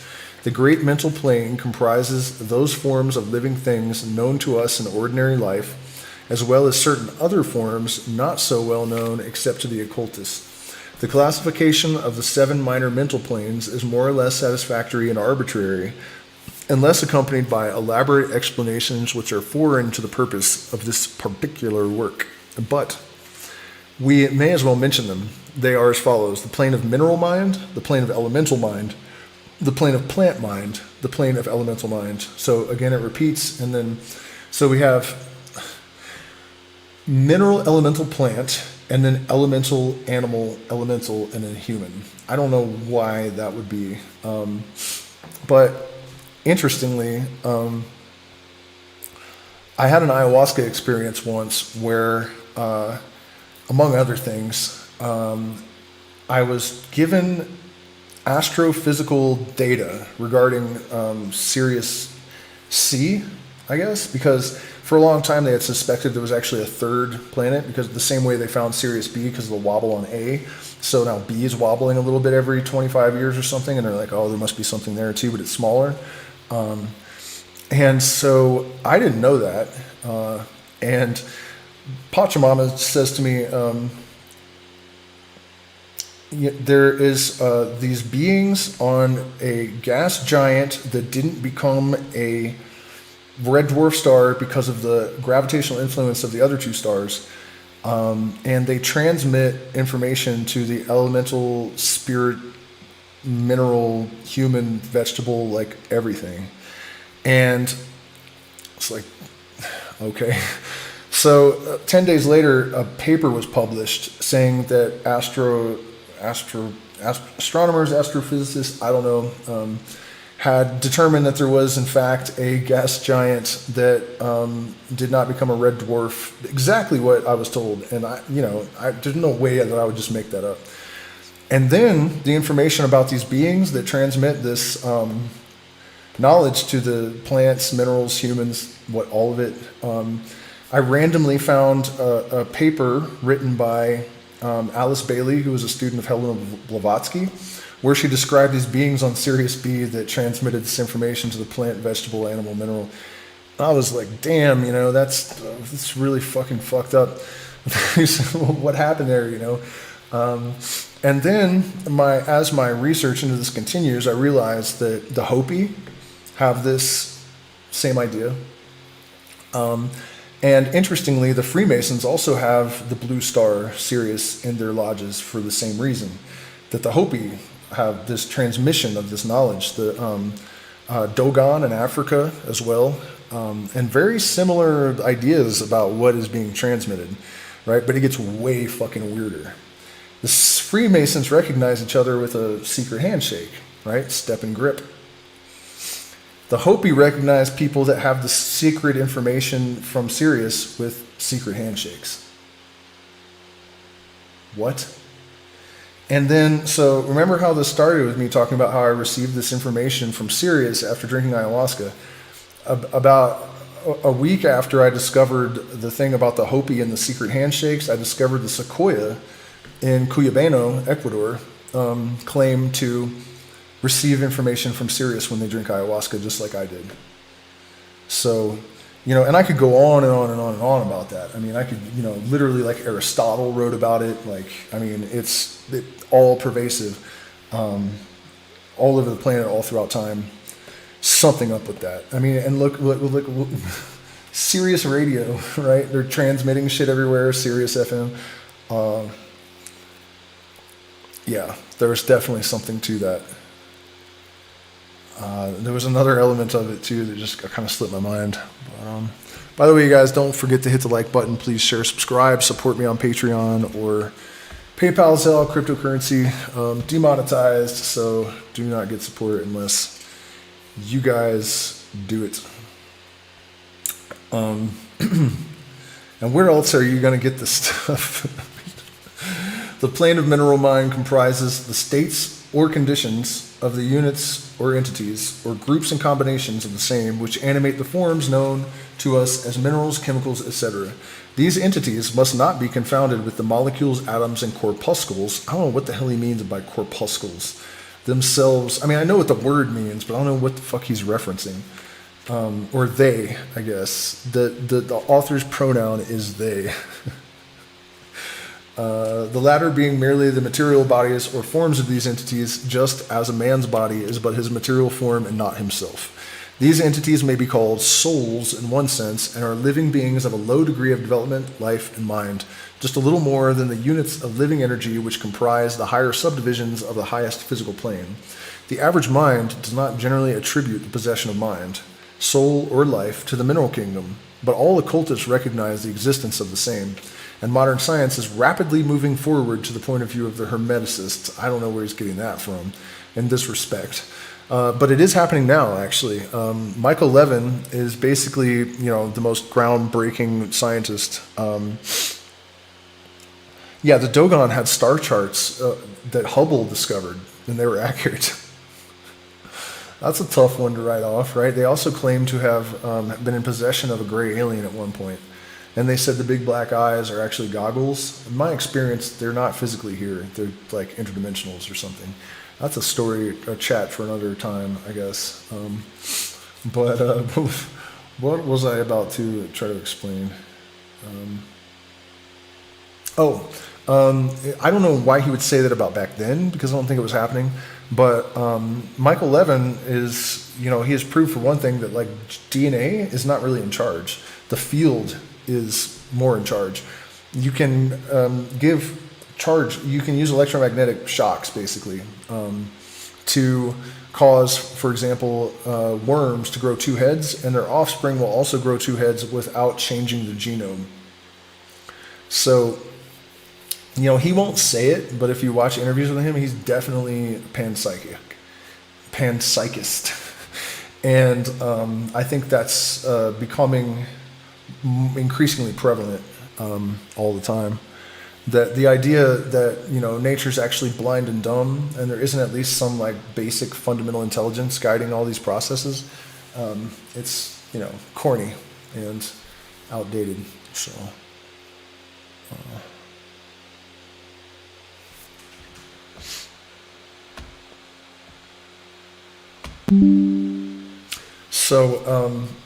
Continuing on.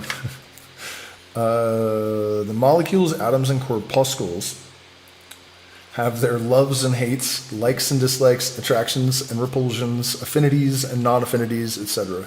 And some of the more daring of modern scientific minds have expressed the opinion that the desire and will, emotions and feelings of the atoms differ only in degree from those of men. We have no time or space to argue this matter here. All occultists know it to be a fact, and others are referred to some of the more recent scientific works for outside corroboration. There are the usual 7 subdivisions to this plane. The plane of elemental mind comprises the state or condition and degree of mental and vital development of a class of entities known to the average man, but recognized to occultists. Unknown to the average man, They are invisible to the ordinary senses of man, but nevertheless exist and play their part of the drama of the universe. Their degree of intelligence is between that of the mineral and chemical entities on the one hand, and of the entities of the plant kingdom on the other. There are 7 subdivisions to this plane also. The plane of plant mind, in its 7 subdivisions, comprises the states or conditions of the entities comprising the kingdoms of the plant world, the vital and mental phenomena of which is fairly well understood by the average intelligent person. Many new and interesting scientific works regarding mind and life in plants have been published during the last decade. Plants have life, mind, and souls, as well as have animals, man, and Superman. And now that is, of course, very consistent with South American shamanism, although I'm not sure that when you drink ayahuasca, it's actually the spirit of ayahuasca that you are contacting. I think that it's much more likely that the filters in your brain are turned down and that you are interacting with some larger consciousness, but I don't know that it's specifically that of the plant, because it doesn't really add up. Where would the plant get the experience to teach you how to get over your divorce or whatever? It's just a bit off to me. But in terms of the consciousness, we have single cell slime molds in Japan that were able to out-engineer humans, engineers, the best engineers in Japan with the best computers in Japan, they did a better job of engineering a subway system in the sense that they were able to find better routes to find food. And that also suggests that there is a collective mind. And of course, we have no idea how a single-celled organism with no neurons could possibly do engineering, right? So that is another reason why the idea of panpsychism is kind of gaining some ground in the modern scientific paradigm, because what the fuck is that? There's no neurons. There's no neurons, you know? And if you guys have followed me for a while, then you've heard me talk about the people born without brains, that one of them was a doctor, the guy with the least amount of gray matter ever in the history of medical science. He was a doctor. He went to get his head scanned because he was having persistent headaches, and there was no brain. His spinal cord ended in a sac of cerebrospinal fluid and no brain at all. He was a doctor. And, you know, the argument was, well, that's so rare. It doesn't matter. It doesn't matter. If there's one person with no brain that's a doctor, that means the brain is not necessary for consciousness or thinking or anything. Of course, you know, the fact that if you get a head injury, you can be mentally, disabled. But it's still, you know, the fact of the matter is that even one person is enough to prove that. There's also a mathematical genius that has like 5% of his brain or something like that. And there was a guy that died in 1992 that did a study involving 200 people that had 20% or less of their brain. And, it was 10% or less of their brain, and 20% of them had a higher than average IQ. So there's all that. And then also, Paul Stamets claims that they have established that mushroom mycelium is aware. And of course, you guys know all the complex relationships. Like trees have been proven to be able to recognize their offspring. And they also know what types of insects are attacking them, some types of trees, and they can change their taste to discourage that particular predator. They can attract predators for the insects that are attacking them by changing certain like pheromones in their, tree pheromones, I guess. So, the idea that nature is this kind of blind, dumb, mute thing is definitely on its way out. Hallelujah.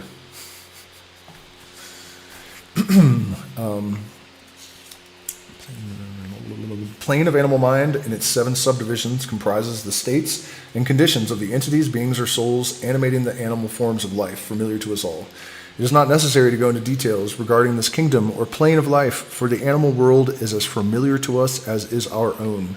The plane of elemental mind in its 7 subdivisions comprises those entities or beings invisible as are all such elemental forms, which partake of the nature of both animal and human life in a degree and in certain combinations. The highest forms are semi-human in intelligence.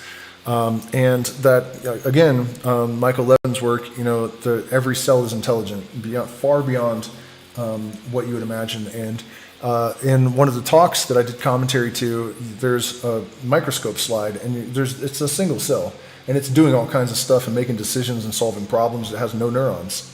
Again, And then if you also consider that we are not a person, we're a person, but we are not one thing. We are composed of billions and trillions of other organisms, and all of them are intelligent. So all intelligence is collective intelligence. There's no such thing as a solitary mind. We are all a hive mind.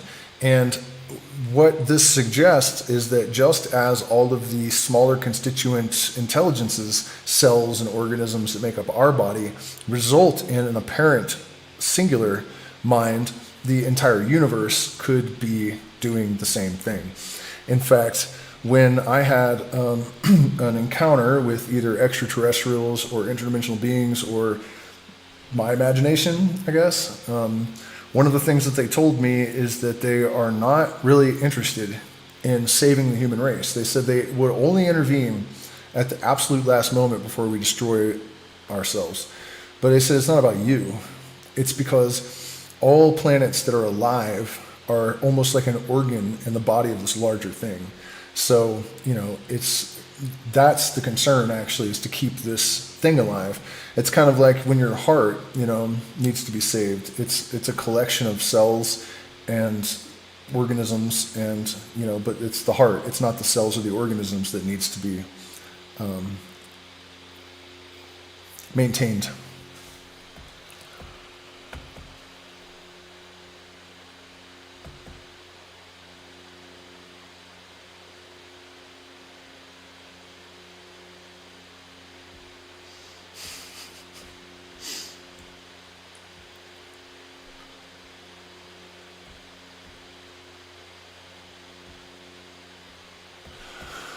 Okay, so let me look in here. Just want to make sure I'm not ignoring anyone too much.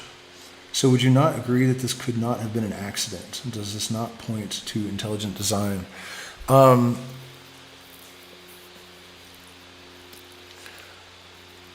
think there is intelligence inherent in the design, but I think that that intelligence is developing in step with the process. I don't think that there is like an omnipotent sky god that is planning and, but it's clearly this is not the product of, our biology is not just the product of random mutations. The intricate interconnection of nature and all of these things that are so inextricably intertwined and interdependent upon each other, of course I don't think it's just blind random matter. But if we had all the answers, we wouldn't be here right now. That's the whole point of all this. If we once all of your wishes are granted, all of your dreams will have been destroyed.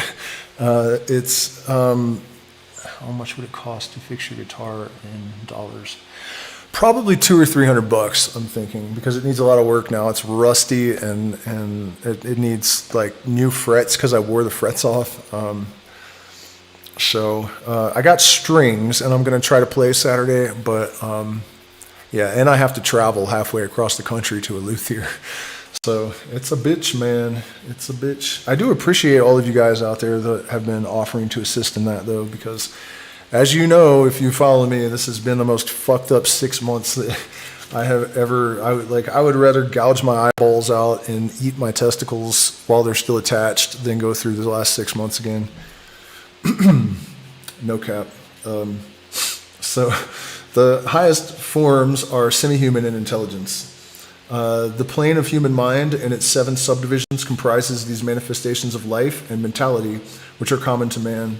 In his various grades, degrees, and divisions, in this connection, we wish to point out the fact that the average man of today occupies but the 4th subdivision of the plane of human mind, and only the most intelligent have crossed the border of the 5th subdivision.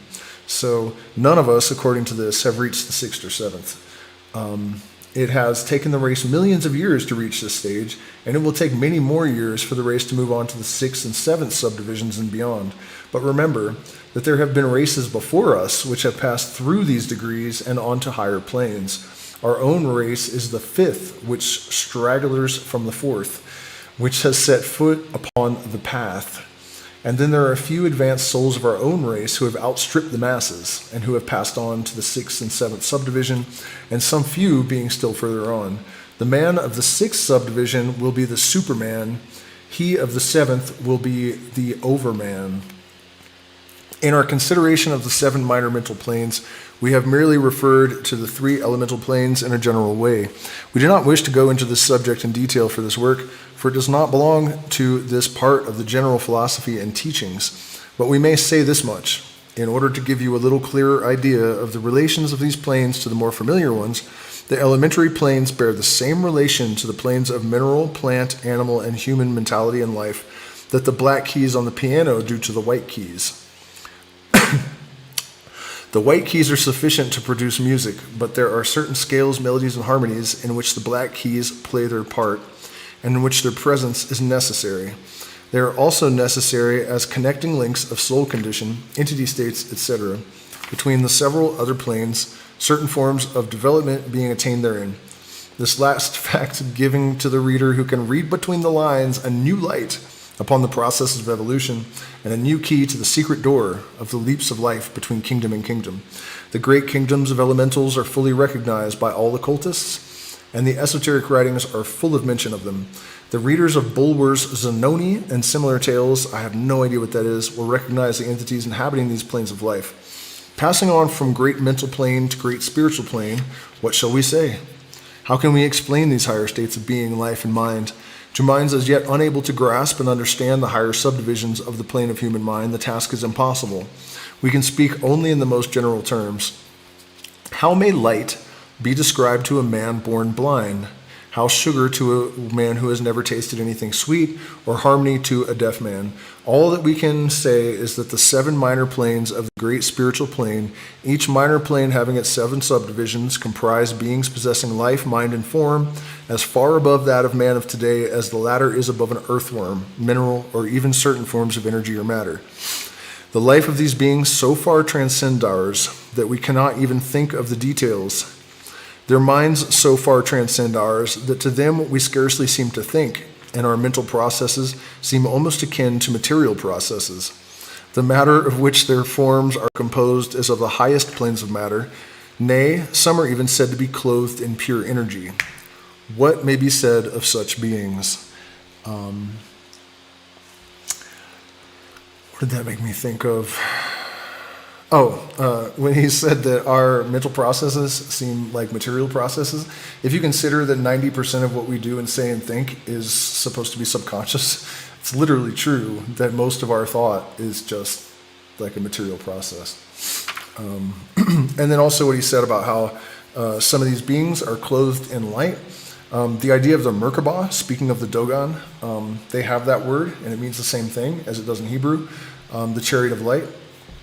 And it is true that if consciousness is a product of light, and light, at the speed of light, time stops. So if your consciousness is moving at the speed of light, you can travel around the universe, and no matter how far you went, it would seem like no time has passed. In fact, it wouldn't just seem like it. From your point of view, it would be a literal nothing. Like you would be one place and then another place, no matter how far. The problem is that relative to you, wherever planet you had left, all of your loved ones and civilization and everything, like if you traveled 500 billion light years across the universe in your Merkabah, your chariot of light, your body of light, this is also something in the Western occult tradition that the magician sits and meditates and tries to formulate a body of light and separate that and send it out about. And it's essential that you go and do things that you can corroborate somehow to test that you're actually developing this body of light. And so anyways, that's kind of consistent with that idea. And I have to get a glass of water and some blueberries, and I'll be right back.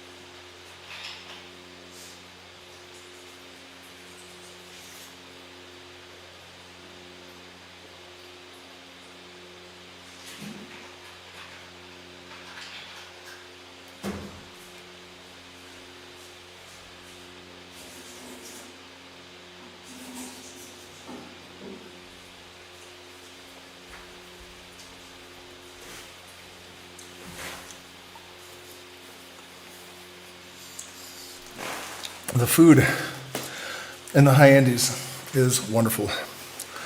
All sorts of fruit. You guys probably didn't see this. This is some of that Peruvian puro. It's a potato that's as light as styrofoam, and inside it looks like a sea sponge, and it tastes weird, like almost like aged cheese or something. And this I haven't tried yet. It's like a rock. And you soak it for 24 hours, and then supposedly you can eat it. So I'll keep you guys posted. But yeah, there's lucumos, which most of you probably never heard of. Really grainy kind of fruit. It's yellow, kind of vaguely like a mango. We also have giant figs in the fridge, huge fucking figs. Big old blocks of Andean cheese. I had a little bit of a leg of a lamb earlier, sheep, I guess. A full-grown sheep.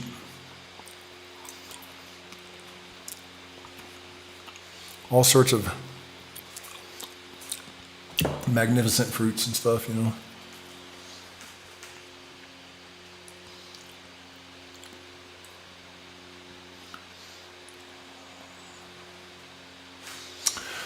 I was just checking the chat to see if there's any questions.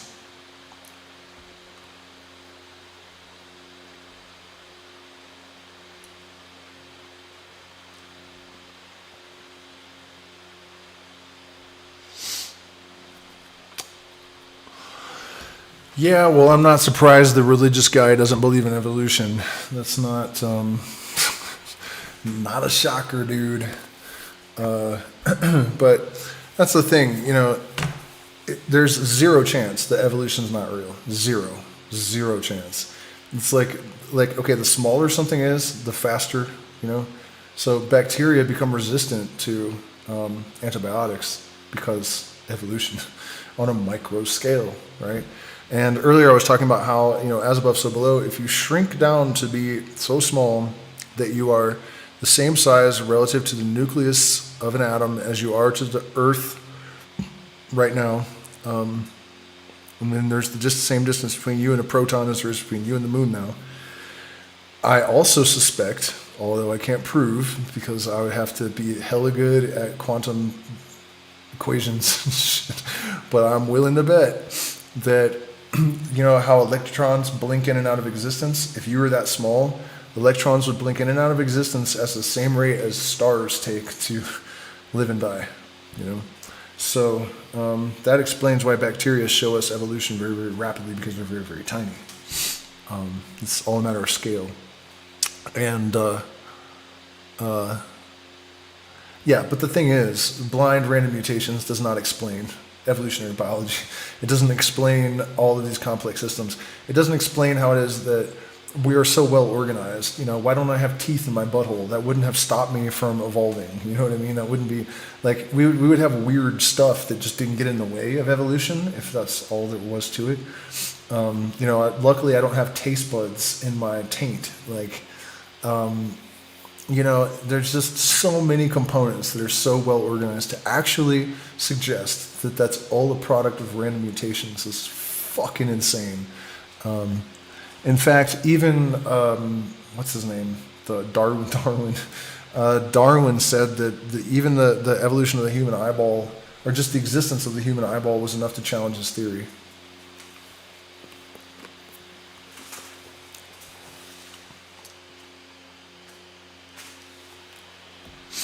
No, I don't think prayer made to suffer to the fullest. In fact, when you sustain a serious injury, you might be wailing and screaming and totally unaware. Like, to the people watching, you appear to be suffering tremendously. You might be, but it's another thing. We've been engineered with such perfection. There's even like mercy coded into the. They're good, sweet blueberries. There's mercy coded into the system so that we go into shock and don't actually have to experience truly unbearable kinds and degree of pain. On the 7 minor planes of the great spiritual plane exist beings of whom we may speak as angels, archangels, demigods.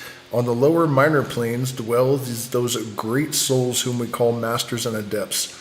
Above them come the great hierarchies of the angelic hosts. And this is where we break pretty severely with my own thinking. Unthinkable to man. Okay, well. And above those come those who may, without reverence, be called the gods, without irreverence. So high in the scale of being are they, their being, intelligence, and power being akin to those attributed by the races of men to their conceptions of deity. These beings are beyond even the highest flights of the human imagination, the word divine being the only one applicable to them.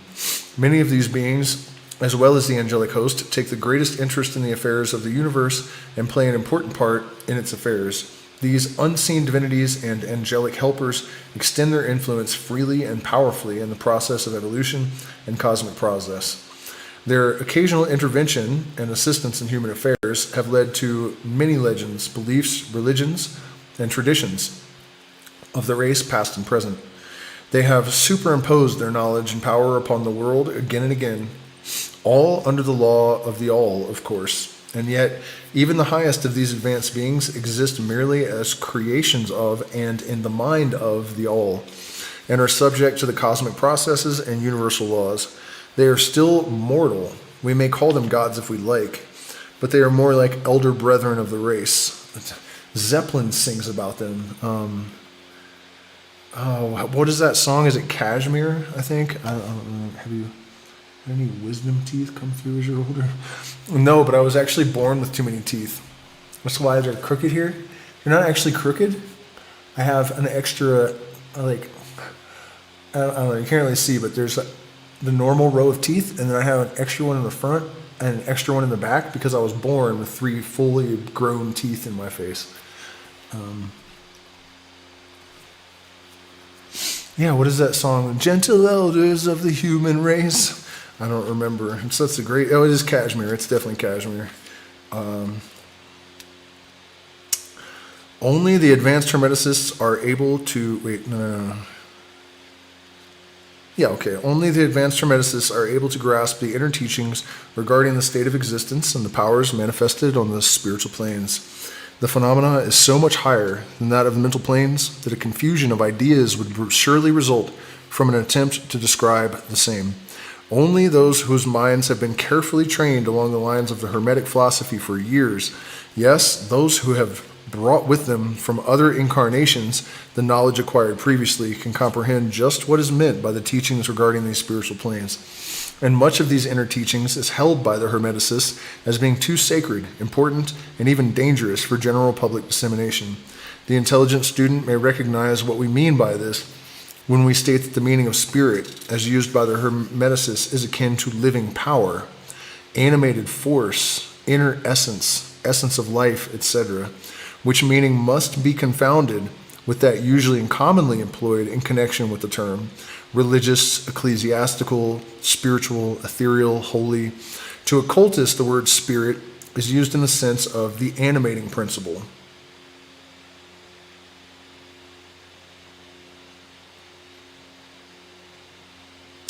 Funny, years ago I was driving around, probably in my early 20s or something, and it just hit me. God is the organizing principle. Like this voice in my head. He called it the spirit as the animating principle, I think, but it's the organizing principle. And I almost slammed on my brakes, like I realized that it was this like oscillating wave imposing order on stuff to give it symmetry, and then that, allows creation to arise from it. It also exists in philosophy as like it has something to do with like the way that the philosophy has to be organized, and like what is the organizing principle of Nietzsche or whatever,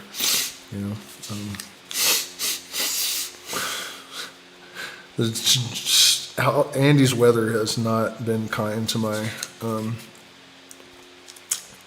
inner parts. The intelligent student may recognize, where are we at? The animating principle, carrying with it the idea of power, living energy, mystic force.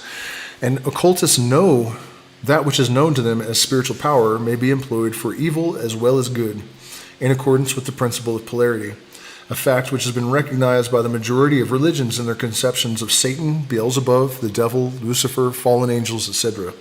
And so the knowledge regarding these planes has been kept in the Holy of Holies in all esoteric fraternities and occult orders, in the secret chamber of the temple.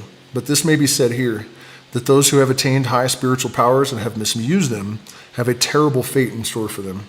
And the swing of the pendulum of rhythm will inevitably swing back to the furthest extreme of material existence, from which point they must retrace their steps spiritward along the weary rounds of the path, but always with the added torture of having always with them a lingering memory of the heights from which they fell owing to their evil actions. The legends of the fallen angels have a basis in actual facts, as all advanced occultists know. The striving for selfish power on the spiritual planes inevitably results in the selfish soul losing its spiritual balance and falling back as far as it had previously risen. But to even such a soul, the opportunity of return is given, and such souls make the return journey, paying the terrible penalty along with to the invariable law. And ego inflation is a terrific example of this. You could look at the case of Charles Manson, who, if you've ever watched an interview with him, it's obvious that he was pretty enlightened. But he got stuck in the, there are phases to this. And especially for men, there's usually a phase where you think you're the very god of very gods, like specifically you, which isn't untrue, but you're a fragment that is equal to all the other parts, but not the whole thing. And that's where the distinction fails to be made. And that's what happened, with Manson, and where did he spend his life? Of course, you could say MK Ultra and blah, blah, blah, and that's true, but still, it's applicable.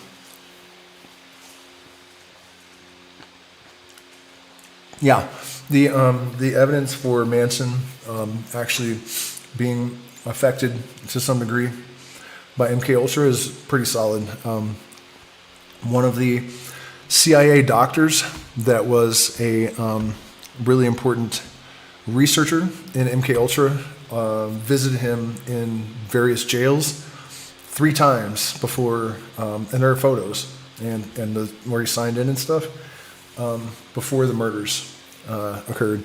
And also, no one ever said that he killed anyone. So definitely something was up there. And then they put Timothy Leary in his cell with him when they arrested Tim Leary, which is an extraordinary story. If you guys don't know that, definitely you should read Timothy Leary's book High Priest. It's pretty wild. Okay, so we were talking about it's definitely true.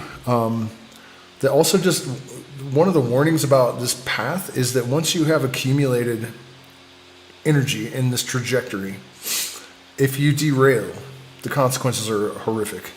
It's like, a normal person is just riding a bicycle, but an initiate is now in a train. So once you have stepped foot on the path, bitter is the phantom that pursueth you. You cannot deviate once the course is laid plain. I did it, and it fucked me up. It's not even clear whether I'll really fully recover or not. I allowed myself to get distracted, and the consequences were insanely fucking shitty. By a girl, of course, who is now irrelevant. So it was just, I cannot believe I did that in retrospect. Anyways, watch out, man. Once you get on the path, you must stay focused. Eyes on the prize, Isis. In conclusion, we would again remind you that according to the principle of correspondence, which embodies the truth, as above, so below, so above, as within, so without. And that is the secret to synchronicity, by the way. As within, so without. There are higher orders of symmetry that permeate the universe. And so when you establish a bridge of communication, increased communication between the subconscious and the conscious mind, part of the process that Jung called individuation, you have created a symmetry between your internal experience and your external experience. And that's why these meaningful coincidences occur once you have created this symmetry, as within, so without. And of course, you could also say that if you're internally in harmony, then you're more likely to experience harmony. But I find the synchronicity example to be a little bit more interesting.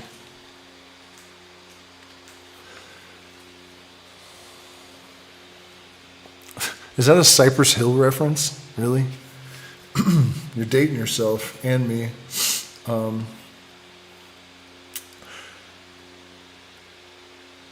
All of the 7 Hermetic principles are in full operation on all of the many planes, physical, mental, and spiritual. The principle of mental substance, of course, applies to all the planes, for all are held in the mind of the all. The principle of correspondence manifests in all, for there is a correspondence, harmony, and agreement between the several planes. The principle of vibration manifests on all planes. In fact, the very differences that go to make the planes arise from vibration, as we have explained. The principle of polarity manifests on each plane, the extremes of the poles being apparently opposite and contradictory. And an illustration of that is that when you have a key in music, say you are in the key of G, if I try to play B flat minor over that G, depending on your tastes, but for most people, it's gonna sound fucked up. But if I play in the key of G over the key of G, then it's gonna sound like stuff that belongs, So that's kind of what he's explaining there, is that these different levels or dimensions or planes, it's sort of the same thing, They're of like kind, but different rates of vibration. And that's basically what a tonal center is in music. Speaking of music, the next line is the principle of rhythm manifests on each plane. The movement of the phenomena having its ebb and flow, rise and flow, incoming and outgoing, systole and diastole, expansion and contraction. The principle of cause and effect manifests on each plane, and every effect having its cause, and every cause having its effects. The principle of gender manifests on each plane, the creative energy being always manifest and operating along the lines of its masculine and feminine aspects. As above, so below, as below, so above, and beyond, I imagine, push the envelope, watch it bend. This centuries-old Hermetic axiom embodies one of the great principles of universal phenomena. As we proceed with our consideration of the remaining principles, we will see even more clearly the truth of the universal nature of this great principle of correspondence. Are we really going to finish this entire book in 2 live streams? Man, I don't know, I might wear my throat out.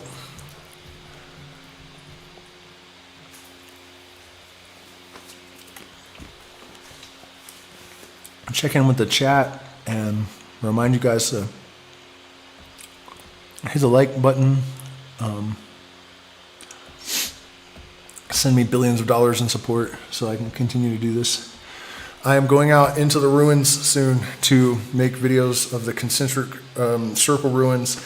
I have constrained an expert to take me around, and we're going to see the elongated skulls, and we're definitely stepping it up a notch, I would say, on this channel.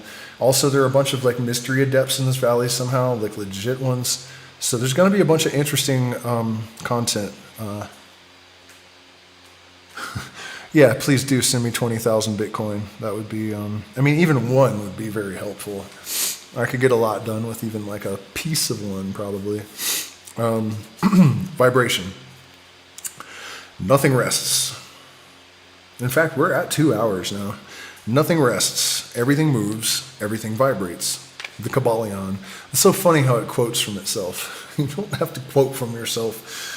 The great third Hermetic principle, the principle of vibration, embodies the truth that motion is manifest in everything in the universe, that nothing is at rest, everything moves, vibrates, and circles.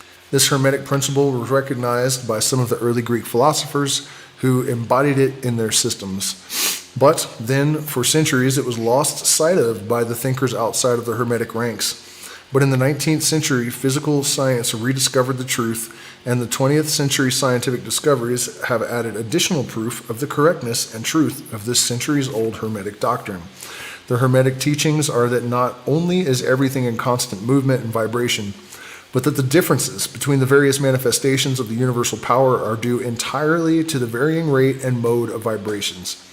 Not only this, but even the all in itself manifests a constant vibration of such an infinite degree of intensity and rapid motion that it may be practically considered at rest. The teachers directing the attention of the students to the fact that even on the physical plane, a rapidly moving object such as a revolving wheel seems to be at rest. The teachings are to the effect that spirit is at one end of the pole of vibration, the other pole being certain extremely gross forms of matter, and you could call spirit light. And I think this is one of the most obvious and most evasive things in the whole spiritual paradigm.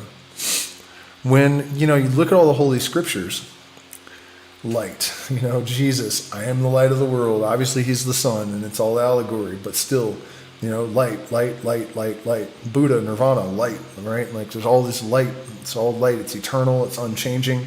You know what the only thing in the physical universe that is eternal and unchanging is that we know of? The photon. So, the ancients did not know what a photon was, but they described the light as eternal and unchanging. So, and it's timeless, eternal, because it's timeless. There's no time at the speed of light. So, the fifth element is not exactly spirit. It is, but it might more effectively be described with the term light. Also, the idea that it's consciousness that really catalyzed the process of creation and made it like a habitable zone. If you think of the Philosopher's Stone symbol, which is the circle with a square and then a triangle, and then another one inside of that. But let's just think about the big one first, right? So you have the circle you cast when you do the lesser banishing ritual of the pentagram. The circle represents your universe, your microcosm that you are God of. What comes in it is up to you. What goes out of it is up to you. You are the master of that circle. And when you go around to the different corners and you acknowledge the directions and you draw the pentagrams, you now have a square. And if you add the fifth element up, so now you have a dimension up, right? So now we're 3D. And you connect those lines from each corner of the square. What do you have? A pyramid. And what is it that is at the top of that point? Consciousness, the all-seeing eye, the light. So that's something to mull over. Man, that would be really funny if there actually was 20,000 Bitcoins in my wallet. If I could take over the world, it would be hilarious, you know? Even just if I could like have a bunch of press pointed at me and like get on the mainstream news and say a bunch of shit to the United States, that would be great. Probably wouldn't do anything, but it'd be funny. The Hermetic teachings are that not only is everything in constant movement, vibration, but that the differences between the various manifestations of the universal power are due entirely to the varying rate and mode of vibrations. Not only this, but that even the all in itself manifests a constant vibration of such an infinite degree of intensity and rapidity that it may practically be considered at rest. The teachers directing the attention of the students to the fact that even on the physical plane, a rapidly moving object, such as a revolving wheel, seems to be at rest. Modern science has proven that all that we call matter and energy are but modes of vibratory motion. And some of the more advanced scientists are rapidly moving toward the position of occultists, like Tesla, who hold that the phenomena of mind are likewise modes of vibration or motion. Let us see what science has to say regarding the question of vibrations in matter and energy. In the first place, science teaches that all matter manifests, in some degree, the vibrations arising from temperature or heat. But an object, cold or hot, both being but degrees of the same thing, manifests certain heat vibrations, and in that sense is in motion and vibration.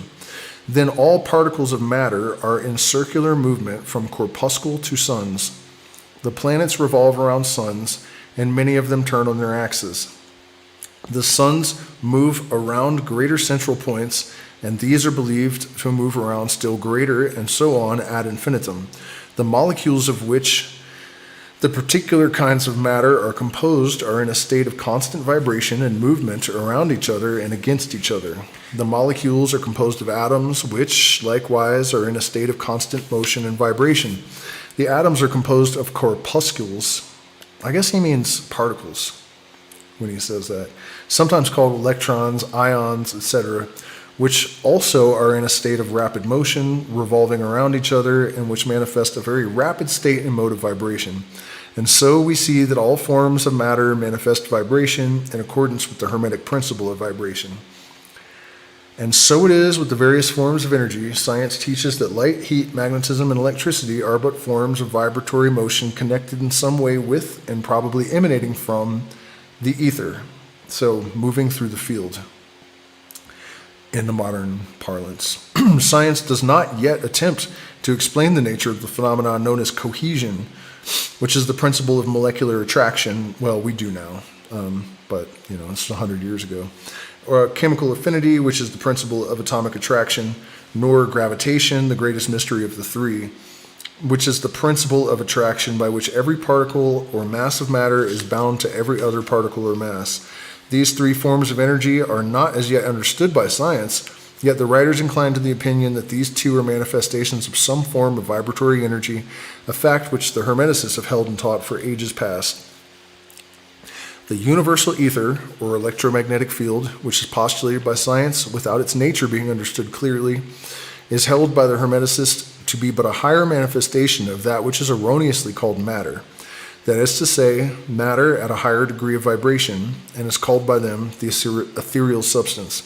The Hermeticists teach that this ethereal substance is of extreme tenuity and elasticity and pervades universal space, serving as a medium of transmission of waves of vibratory energy, such as heat, light, electricity, magnetism, etc. The teachings are that the ethereal substance is a connecting link between the forms of vibratory energy known as matter on the one hand and energy or force on the other, and also that it manifests a degree of vibration and rate and mode entirely on its own.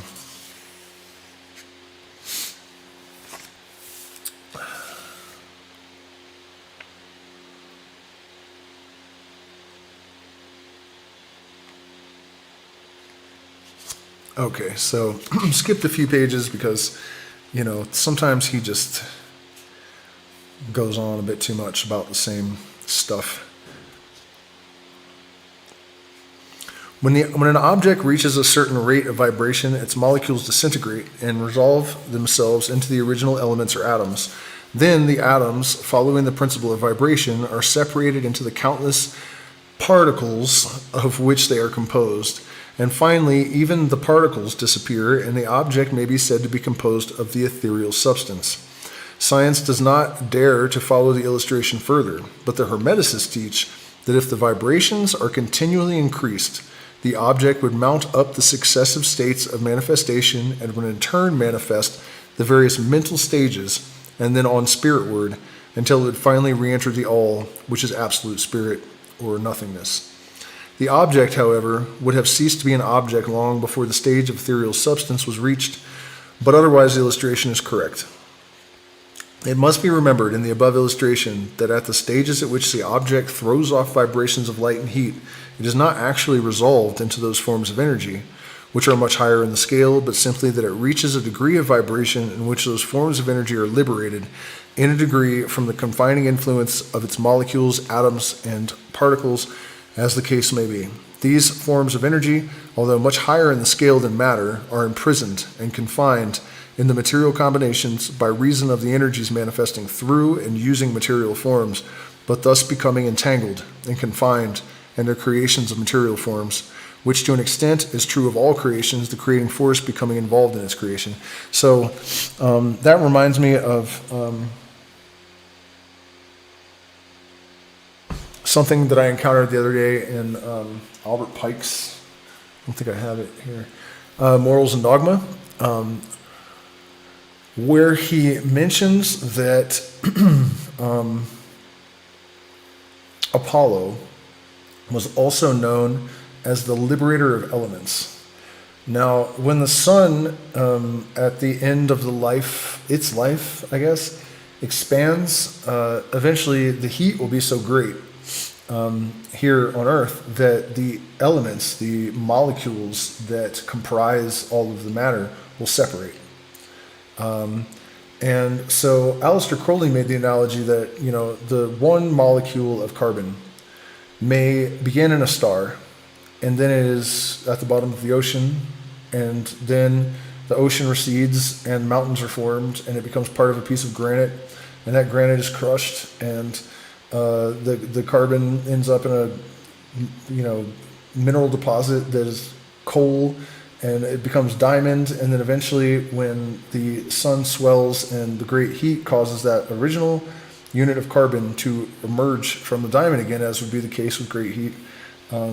He was likening it to reincarnation, right? The monad, the individual soul, does the same thing. It goes through this transmigration, the metempsychosis of reincarnation, and emerges at the end of it unchanged despite all of its permutations. And at any rate, that just kind of reminded me of the fact that the Greeks called Apollo, who is the sun, the liberator of elements. Like, how the fuck would they know that great heat would cause the elements to separate? I mean, it's really, really wild. But the Hermetic teachings go much further than modern science. They teach that all manifestation of thought, emotion, reason, will, or desire, or any mental state or condition, are accompanied by vibrations, a portion of which are thrown off, and which tend to affect the minds of other persons by induction.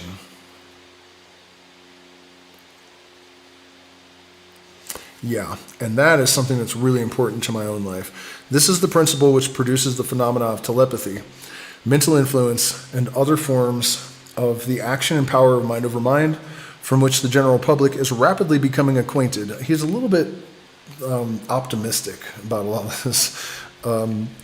Owing to the wide dissemination of occult knowledge by the various schools, cults, teachers along those lines at this time. Okay, so a couple of things here. So the Grateful Dead, their real point of their existence was that they communicated a very specific type of consciousness non-verbally. And they would improvise, and in these moments where the group mind took over, there was like a charge of gnosis-inducing energy that would ripple out into the audience and change the consciousness of the people there. And so in South American shamanism, the same thing happens with the Icaros. And in my own life, I have had several experiences where, I set out to do the same thing the Grateful Dead was doing, but I did not write about it. You know what I mean? It's not like there was a website that said like, we're trying to telepathically tell you shit. It wasn't like that at all.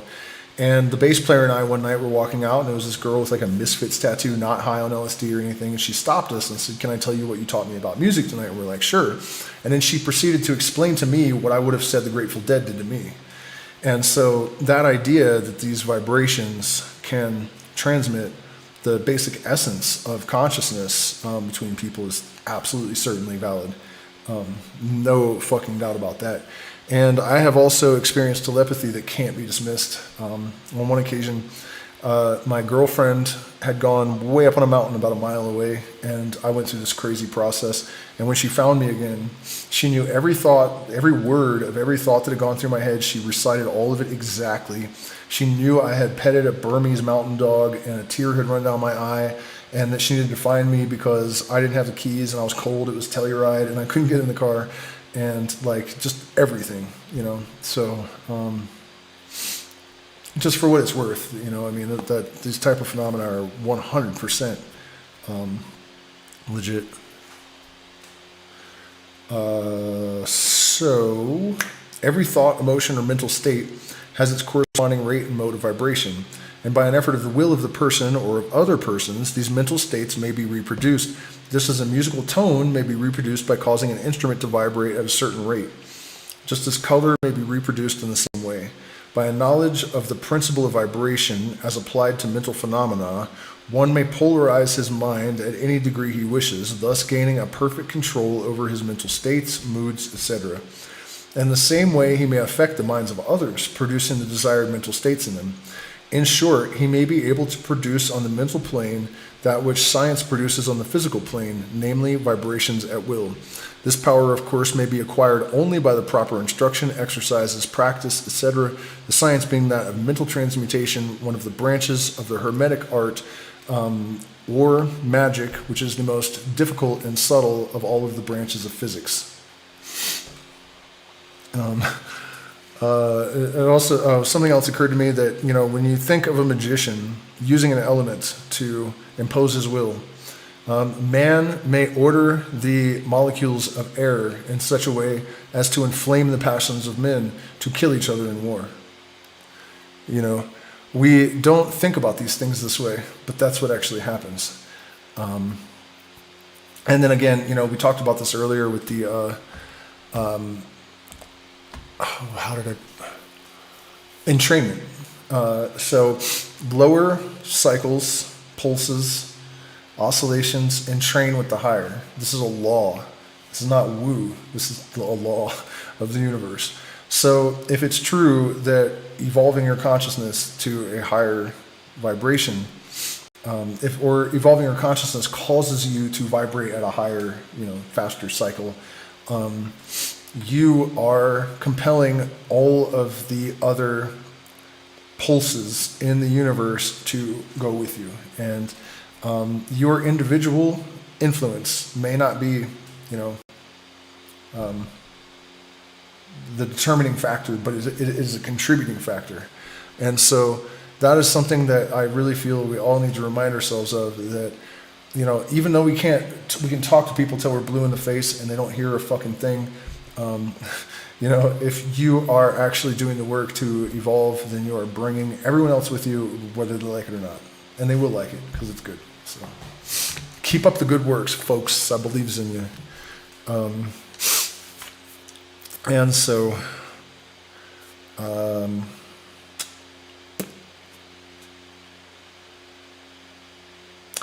little reflection on what we have said will show the student that the principle of vibration underlies the wonderful phenomena of the power manifested by the masters and adepts, who are able to apparently set aside the laws of nature, but who in reality are simply using one law against another, one principle against another, and who accomplish their results by changing their vibrations of material objects or forms of energy, perform what are commonly perceived as miracles.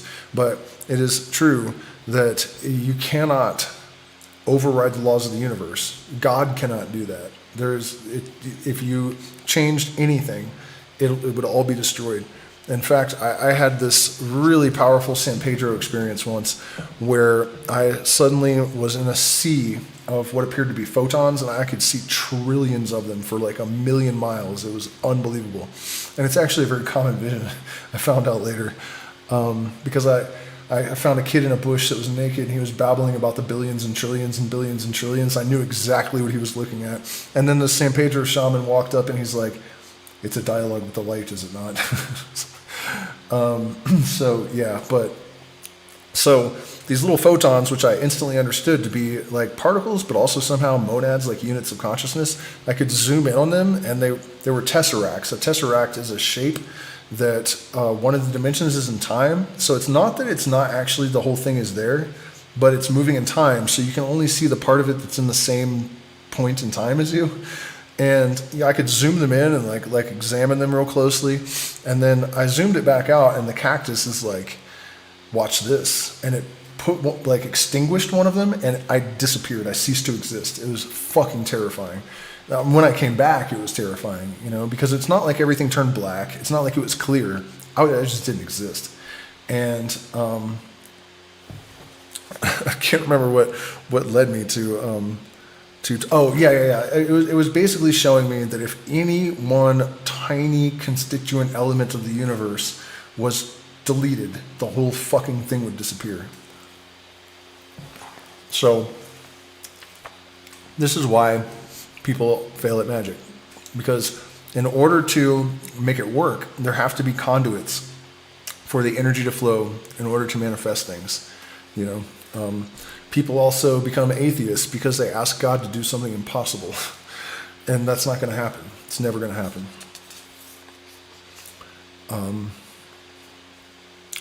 And then a really adept magician is a person who is not overriding the laws of the universe. He is using them with such skill that he appears to be transcending them. As one of the old Hermetic writers has truly said, he who understands the principle of vibration has grasped the scepter of power. Om. Never fixes it all, so everyone has hypercube. Yeah.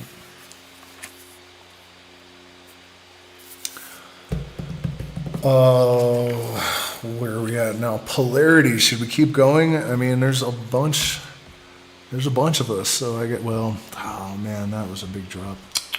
1,540 views on this.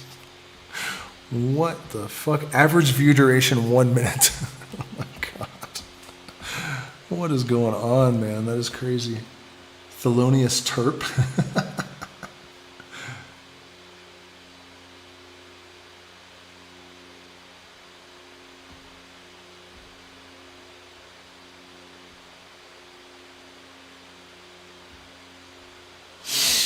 All right, polarity. This is a good one. It's a good one. Polarity. Everything is dual. Everything has poles. Everything has its pair of opposites. The universe is a bunch of antinomies interacting to produce a third thing of a higher nature.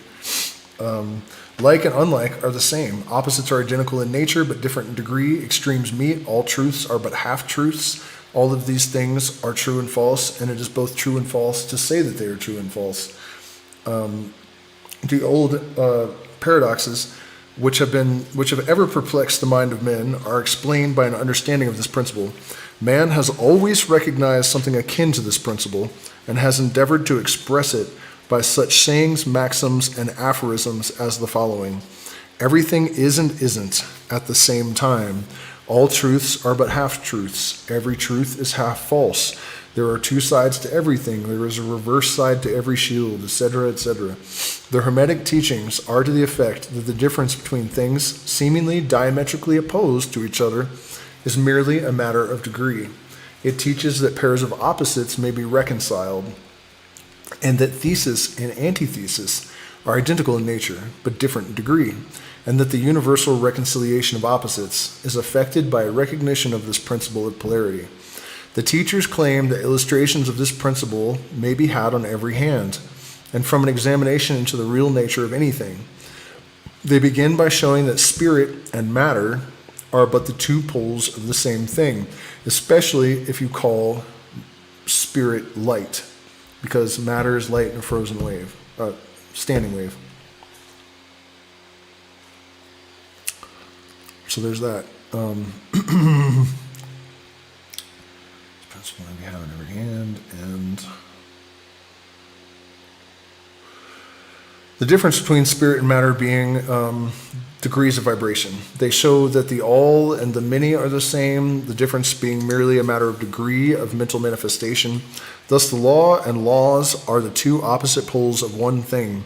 Likewise, principle and principles, infinite mind and finite minds. Then, passing on to the physical plane, they illustrate the principle by showing that heat and cold are identical in nature, the differences being merely a matter of degree. The thermometer shows many degrees of temperature, the lowest pole being called cold and the highest heat. Between those two poles are many degrees of heat or cold. Call them either, and you are equally correct. The higher of 2 degrees is always warmer, while the lower is always colder. There is no absolute standard. All is a matter of degree. There is no place on the thermometer where heat ceases and cold begins. It is all a matter of higher or lower vibrations. The very terms high and low, which we are compelled to use, are but poles of the same thing. The terms are relative, so with east and west. Travel around the world in an eastward direction, and you reach a point that is called west at your starting point, and you return from that westward point. Travel far enough north, and you will find yourself traveling south. Light and darkness are poles of the same thing, with many degrees between them. The musical scale is the same. Start with C, you move upward until you reach another C, and so on. The differences between the two ends of the board being the same, with many degrees between the two extremes. The scale of color is the same, higher and lower vibrations being the only difference between high violet and low red. Large and small are relative, noise and quiet, hard and soft, likewise sharp and dull, positive and negative, two poles of the same thing with countless degrees between them. Good and bad are not absolute. We call one end of the scale good and the other bad, or one end good and the other evil, according to our preference of use of the terms. A thing is less good than the thing higher in the scale, but that less good thing in turn is more good than the thing next below it, and so on. And so it is on the mental plane. Love and hate are generally regarded as being things diametrically opposed to each other, entirely different and unreconcilable. But we apply the principle of polarity, we find that there is no such thing as absolute love or absolute hate as distinguished from each other. The two are merely terms applied to the two poles of the same thing. Beginning at any point of the scale, we find more love or less hate as we ascend the scale, and more hate or less love as we descend. This being true, no matter from what point, higgity high or liggity low, we may start. There are degrees of love and hate, and there is a middle point where like and dislike become so faint that it is difficult to distinguish between them. Courage and fear come under the same rule. The pairs of opposite exist everywhere. Where you find one thing, you find its opposite. And it is this fact that enables the Hermeticist to transmute one mental state into another along the lines of polarization. Things belonging to different classes cannot be transmuted into each other. We will not turn tin into mushrooms or mushrooms into men. Well, a little bit more advance in genetics, and we might be able to turn mushrooms into men. In fact, like 90% of our DNA is fungal, so that was a bad analogy, but y'all know what I mean.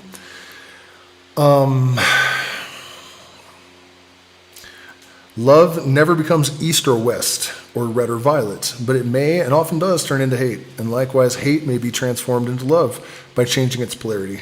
Courage may be transmuted into fear and the reverse. Hard things may be rendered soft, dull things become sharp, hot things become cold, and so on, the transmutation always being between things of the same kind of different degrees.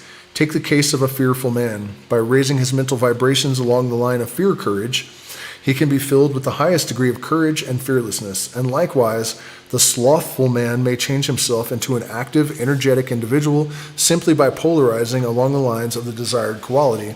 And this is actually the secret to constraining demons to our will.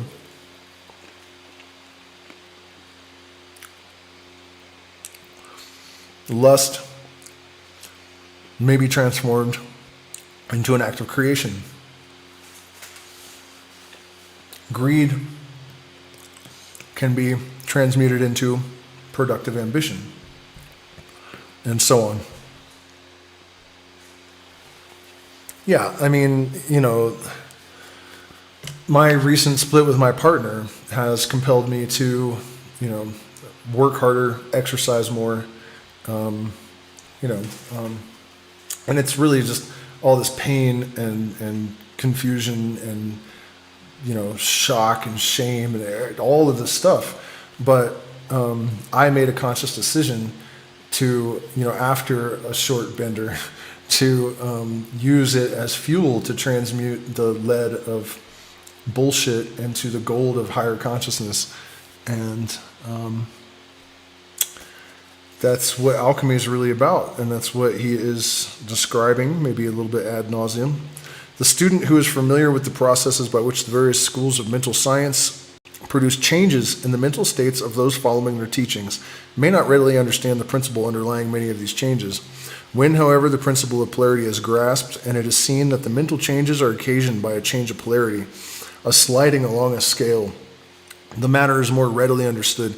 The change is not in the nature of a transmutation of one thing into another thing entirely different. It's more like a slider on a mixing board.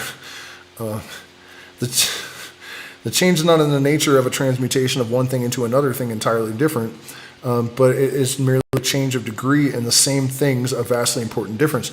And so when you are doing alchemy with a physical object, is mercury metal? Yes. Is lead metal? Yes. Is gold metal? Yes. So, and I'm sure a lot of you guys have probably heard me say this before, but in Albert Pike's Morals and Dogma, he describes how you use mercury as the transformative agent and you hit it with an electrical shock. Now we know that you can zap mercury with electricity, knock a proton off, and it becomes gold. So it's just really expensive, in case you're wondering why people aren't all doing this to get rich and, tanking the price of gold and all that.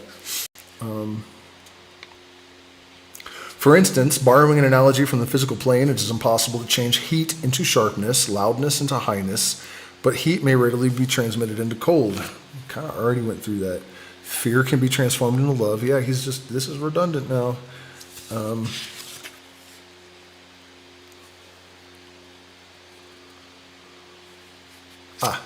In addition to the changing of the poles of one's own mental states by the operation of the art of polarization, the phenomena of mental influence in its manifold phases shows us that the principle may be extended so as to embrace the phenomena of the influence of one mind over that of another, of which so much has been written and taught of late years. When it is understood that mental induction is possible, that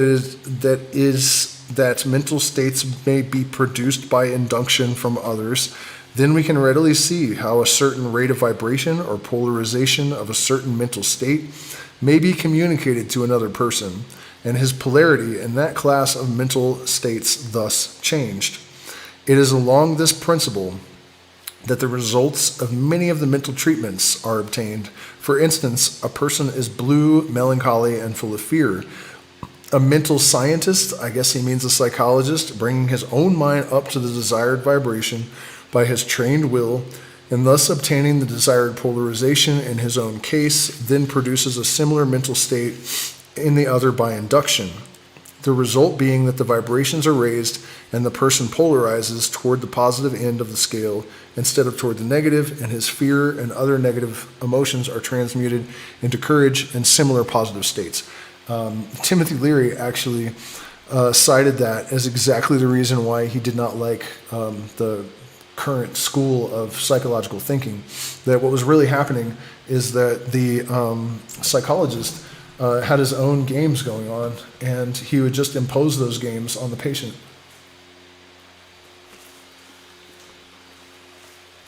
It's not necessarily an improvement, it's just transference of a sort, and hollow. And so, he proposed that the transcendental experience was a much better psychologist than a psychologist.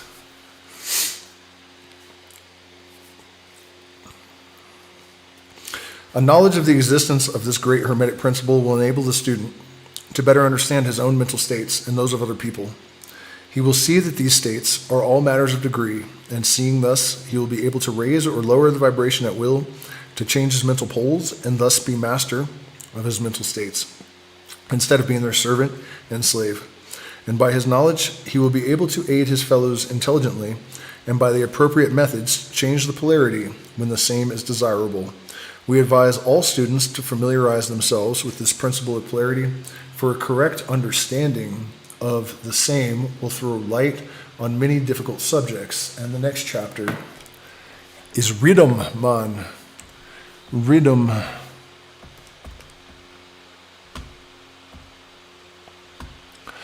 If anyone is inclined to support the channel, those addresses in the chat that just popped up are all sorts of options. I am demonetized, and also if you join my Patreon, you have access to 5 years of material that is not found on my main channel. And also, I appreciate you guys hitting the like button. Check in with the chat and see if there's anything that warrants a response. What's up, May? What blows my mind, man, is that so many of you guys have been around for so long. That's really wild. This channel has been a hell of a ride, man. A lot has happened. A lot has happened. And I've met more than a dozen of you guys, I think, in person, despite the fact that none of you live on this continent. People have come from as far away as Australia. And almost an Aborigine came once. I was really sad that he didn't make it, although it seemed a little bit almost weird, like the tables should have been turned or something.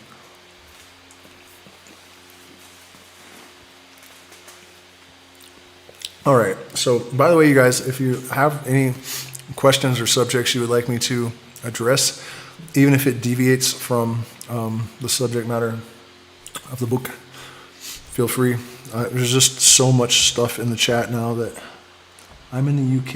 You ever come to this shithole? No, I haven't, but somebody did offer me a place to stay there. So eventually I'll probably take him up on it and come and visit. I'd like to eventually, go visit all the people that have invited me to New Zealand and the UK and different places in the United States. It'd be cool to go on a tour to, all the subscribers that have invited me and make videos. It would be expensive. That's the problem. Rhythm. Everything flows out and in, systole and diastole, breathe in, breathe out. Everything has its tides. And so I really do think this idea of the quantum loop is probably correct, because it's true. The systole and diastole, expansion and contraction, the blinking of the eye of Shiva, one expands into zero, zero collapses into one. It tracks. The pendulum swing manifests in everything. The measure of the swing to the right is the measure of the swing to the left. Rhythm compensates. And this is something you can see the elites in the United States use, because they go left, and then they change a little bit of meaningless shit, and then they swing back to the right, and they undo it all. And then 4 or 8 years later, they They swing it back to the left and undo all the shit they did on the right. And so what happens? The trajectory maintains exactly the same course. Nothing ever really changes because the pendulum is always swinging back and forth, and the trajectory remains the same. The song remains the same, even. The great fifth Hermetic principle, the principle of rhythm, embodies the truth that in everything there is manifested a measured motion, a to and from movement, a flow and inflow, a swing forward and a swing backward, a pendulum-like movement, a tide-like ebb and flow, a high tide and a low tide between the two poles manifest on the physical, mental, or spiritual planes. The principle of rhythm is closely connected with the principle of polarity described in the preceding chapter. Rhythm manifests between the two poles established by the principle of polarity. This does not mean, however, that the pendulum of rhythm swings to the extreme poles, for this rarely happens. In fact, it is difficult to establish the extreme polar opposites in the majority of cases. This is why when you look at, speaking of left and right, the majority of them are not the ones that Fox and CNN are pointing the cameras at. Those are the rare extremists. Those are the ones that they try to convince the other side represent the norm, the average. But the pendulum rarely swings to the outermost regions. And so that's why you have smaller number of fringe extremists than, and that is what all of this is helping you to understand, to really see the mechanisms that are at work in the universe. No matter what system you're talking about, physical, non-physical, political, organic, non-organic, whatever, it's all governed by the same rules and mechanisms and stuff and crap and junk and things too. WD-40.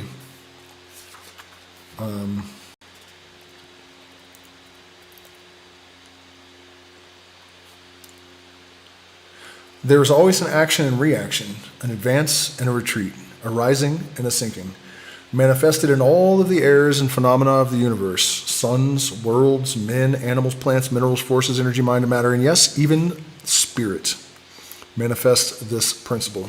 The principle manifests in the creation and destruction of the worlds, in the rise and fall of nations, in the life history of all things, and finally, in the mental states of man.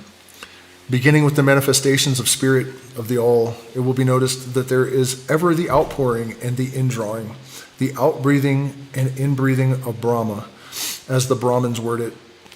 Universes are created, reach their extreme low point of materiality, and then begin their upward swing. Suns spring into being, and then their height of power being reached, the process of retrogression begins, and after aeons they become dead masses of matter, awaiting another impulse which starts again their inner energies into activity, and a new solar life cycle is begun. And thus it is with all the worlds. They are born, grow, and die, only to be reborn. And thus it is with all the things of shape and form. They swing from action to reaction, from birth to death, from activity to inactivity, and then back again. Thus it is with all living things. They are born, grow, and die, and then are reborn. So it is with all great movements, philosophies, creeds, fashions, governments, nations, and all else, birth, growth, maturity, decadence, death, and then new birth. The swing of the pendulum is ever in evidence. And another way to think about this is order and chaos. What's going on, Johan? Dude says good morning to me almost every single day of his life. And of course I appreciate it, but it's crazy how rarely you miss that. I don't know if you ever miss it, actually.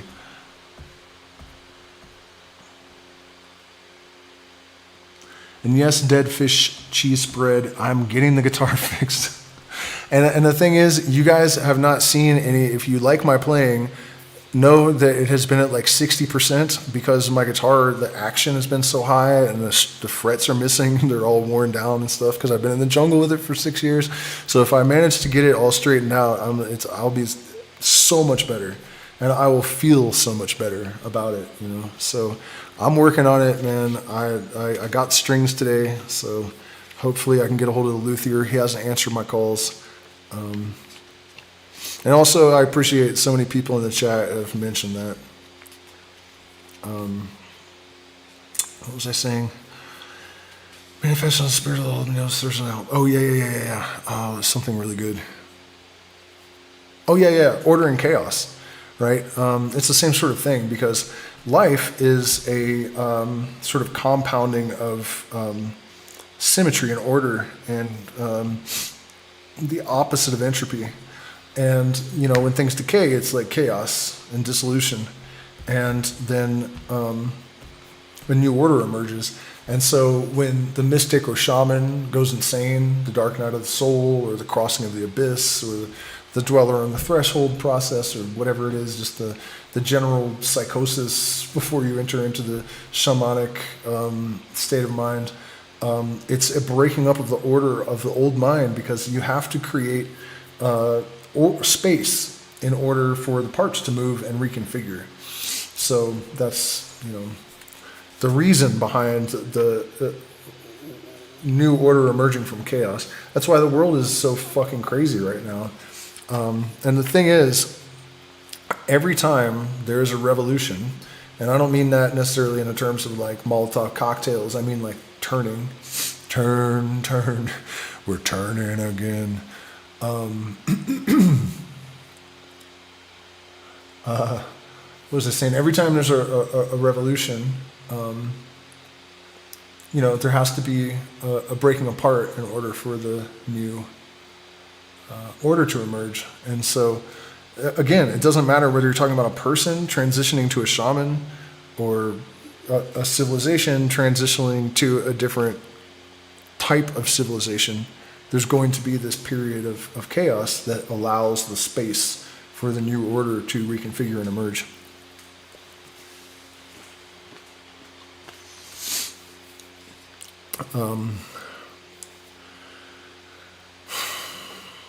The swing of the pendulum is ever in evidence. Night follows day, and day follows close on the heels of the night. The pendulum swings from summer to winter, and then back again.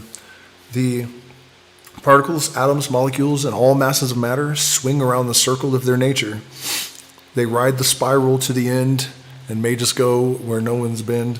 There is no such thing as absolute rest or cessation from movement. In all movement partakes of rhythm. The principle is of universal application.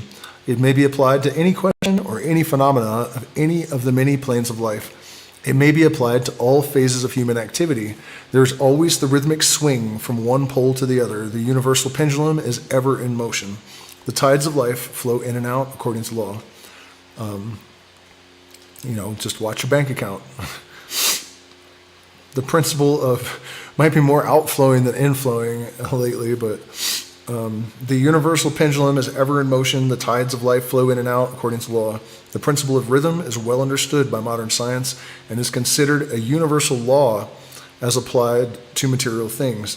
But the Hermeticists carry the principle much further and know that its manifestations and influence extend to the mental activities of man, and that it accounts for the bewildering succession of moods, feelings, and other annoying and perplexing changes that we notice in ourselves. And now we come to another one of those sort of cruxes of the apostrophe, where there is an opportunity to mine some actual applicable knowledge from this stuff. And, I'm sure all of you guys realize that there are seconds, and there are nanoseconds, and then there are whatever the fuck when they do quantum experiments, and there's like 100 trillion of them in 100 billionth of a second or something, because they happen in such tiny units of time, and there's tiny little intervals, and even those tiny intervals add up to greater movements. So we have the nanoseconds and seconds and minutes and hours and days and months and years, but then you can extend that to cycles that were measured by the Mayans and whatnot. And so it has been my observation that there are discernible cycles within the life of every human being. One of these we call the Saturn return. And I would have died if I didn't go to prison for my Saturn return. It's your Saturn return. Lifts you up like a child full of light and innocence, or drags you down like a stone. The Grudge by Tool is a great poetic description of this process. And then there's several of them in your life, depending on how long you live, right? So in my opinion, also, there are 10-year cycles that I know. Like, I'm going through a certain stage every time I'm 21, 31, 41, 51, 61. I know that it's like almost like a reset, you know? And in the Kabbalistic system, it makes sense in terms of the way consciousness changes, and it's like the addition of a zero behind a number in the same way that it amplifies the actual quantity. It amplifies the essence of the number in a numerological sense. So 30 is like, and then 1 is 11 is the number of magical expansion. So it's like the 10 is the arrival in the new stage, but then the 1 is like the active principle. So when you reach 11, you're like actually doing it rather than just arriving there. And so 31, 41, 51, 61, 71 is when the action starts to hit, those sort of things. And so that's kind of like one of the uses of understanding this kind of knowledge. You can kind of time your pendulum swings. This is the way women track their menstrual cycle. They know about how long it's going to be before the pendulum swings back. They know about how their emotions are going to react. And they learn eventually what kind of things they want to have around and what kind of activities they're going to engage in, like curled up in a blanket, watching TV or whatever, eating ice cream. I don't know. You know what I mean, though? And so you don't have to have a menstrual cycle to anticipate these cycles, because there are all kinds of different cycles. And that's the applicable the use case for this kind of stuff. The Hermetic Masters long since discovered that while the principle of rhythm was invariable and ever in evidence in mental phenomena, still there were two planes of its manifestations so far as mental phenomena are concerned. They discovered that there were two general planes of consciousness, abajo y arriba, the understanding of which fact enabled them to rise to the higher plane and thus escape the swing of the rhythmic pendulum which manifested on the lower plane. In other words, the swing of the pendulum occurred on the unconscious plane and the consciousness was not affected. This they call the law of neutralization. Its operations consist in the raising of the ego above the vibrations of the unconscious plane of mental activity, so that the negative swing of the pendulum is not manifested in consciousness and therefore are not affected. It is akin to rising above a thing and letting it pass beneath you. And this is extremely important and extremely powerful, because most people tend to undo their progress. So there's a step backward for every step forward, and a step forward for every step backward. So nothing is ever really accomplished. But if you understand that is a swing of the pendulum, and you understand the rhythm, and you understand your own, you have been mindful, and you have been tracking your reactions, and you know yourself, and then you're aware of all these processes, and you're aware of how the unconscious interacts with the conscious, and you learn how to use one law, which is the conscious, against the subconscious to subvert the effects of this tendency for things to cancel. All systems are tending towards homeostasis, and that includes everything that a person does. It's trying to cancel out to zero. The entire universe is an equation resetting to zero, according to occultists 200 years ago and modern physicists today. So this is one of the most important things that we can understand.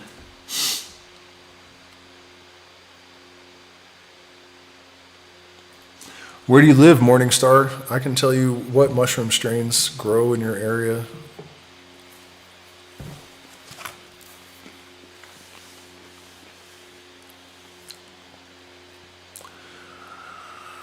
The Hermetic Master or advanced student polarizes himself at the desired pole, and by a process akin to refusing to participate in the backward swing, or if you prefer, a denial of its influence over him, He stands firm in his polarized position and allows the mental pendulum to swing back along the unconscious plane, but he does not participate. All individuals who have attained any degree of self-mastery accomplish this more or less unknowingly, and by refusing to allow their moods and negative mental states to affect them, they apply the law of neutralization. The master, however, carries this to a much higher degree of proficiency, and by the use of his will, he attains a degree of poise and mental firmness almost impossible of belief on the part of those who allow themselves to be swung backward and forward by the mental pendulum of moods and feelings. The importance of this will be appreciated by any thinking person who realizes what creatures of moods, feelings, and emotions the majority of people are, and how little mastery of themselves they manifest. If you will stop and consider a moment, you will realize how much these swings of rhythm have affected you in your life. How a period of enthusiasm has been invariably followed by an opposite feeling and mood of depression. An interesting one for me is that whenever I really am gonna fucking double down and crush everything, and I really mean it, and I'm just starting to, I'll get sick every fucking time without fail. And people would say, well, that's what is it called it's psychosomatic. It's not, because there will be somebody, my son's sick and I get it. You know what I mean? You can see how it was transmitted in the physical world.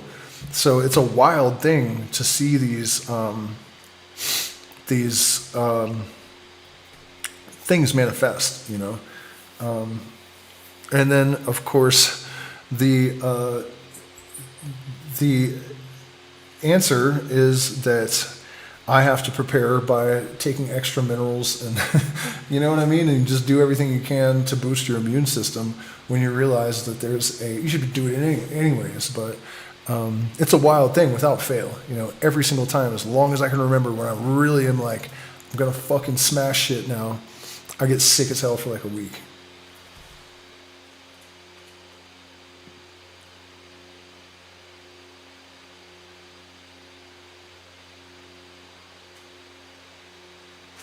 Are you talking about the country Georgia or the state Georgia? Because if you're talking about the state Georgia, just go pick them. There's fucking 15 different types of psilocybes that grow in Georgia.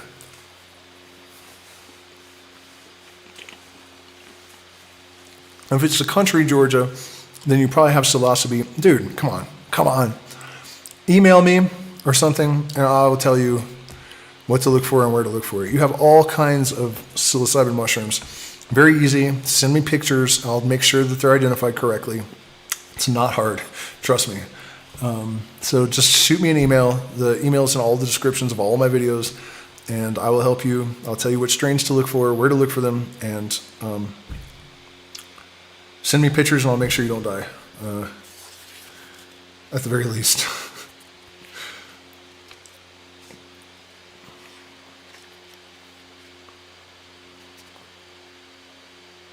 The will is superior to the conscious manifestation of this principle. Although the principle itself can never be destroyed, we may escape its effects, but the principle operates nevertheless. The magician has the inertia of the universe to assist him. The pendulum ever swings, riggedy, riggedy, riggedy, riggedy, row, although we may escape being carried along with it. There are other features of the operation of this principle of rhythm of which we wish to speak at this point. Why would he have to say that? Just that's what I mean about the sometimes superfluous, pompous style here. That whole sentence is 3 lines long and it does not need to be there. Just say the thing. Don't tell us you want to say the thing. Just say the thing. Anyways, there comes into its operations that which is known as the law of compensation. This is why black magicians end up getting figgity fucked in the biggity butt. Because they have no compensation. That's part of the reason anyways. It's the law of compensation.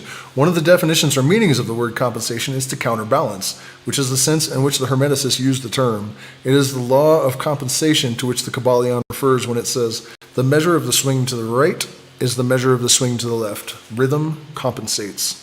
The law of compensation is that the swing in one direction determines the swing in the opposite direction, or to the opposite pole. The one balances or counterbalances the other. On the physical plane, we see many examples of this law. The pendulum of the clock swings a certain distance to the right and then an equal distance to the left. The seasons balance each other in the same way. The tides follow the same law, and the same law is manifested in all the phenomena of rhythm. The pendulum with a short swing in one direction has but a short swing in the other, while the long swing to the right invariably means the long swing to the left. And again, you can see this everywhere. You know how they say history repeats itself, right? The one way to think about that, I think that there are Fibonacci patterns in time. I have never been able to find a map of this, but I'm sure. Terence McKenna called it novelty. I think it's basically saying the same thing. But if you look at down to the smallest details, right? We have a bunch of racial shit going on in the United States. We're on the verge of a pointless war or 50. Psychedelics are making a huge renaissance. There's a Kennedy running for president. You guys ever heard this story before? 1962, maybe in the United States. All the fucking details are the same. It's a revolution, swinging of the pendulum, cyclical. All of these laws being described in the Kybalion apply. But even down to the fact that there's a fucking Kennedy running for president. I mean, it's really just some wild shit. And it's like, the pattern is the same, but the amplitude or the, it's on a bigger scale.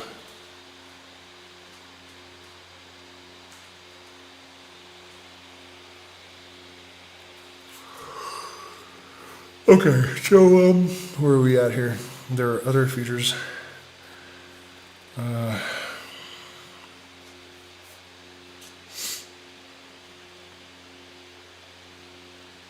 The force with which a projectile is sent upward a mile is reproduced when the projectile returns to the Earth on its return journey.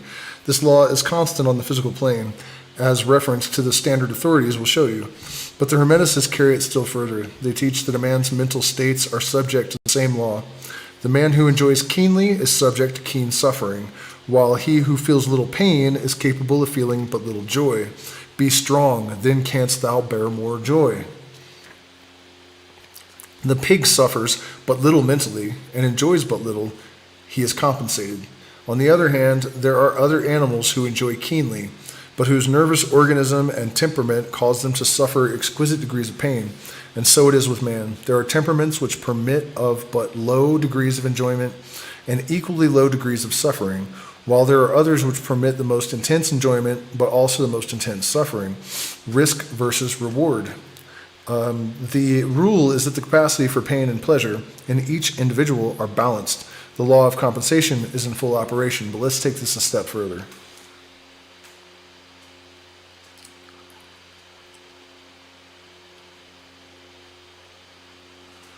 Well, Levi, messing around with Brumansia is definitely something that should be done with an experienced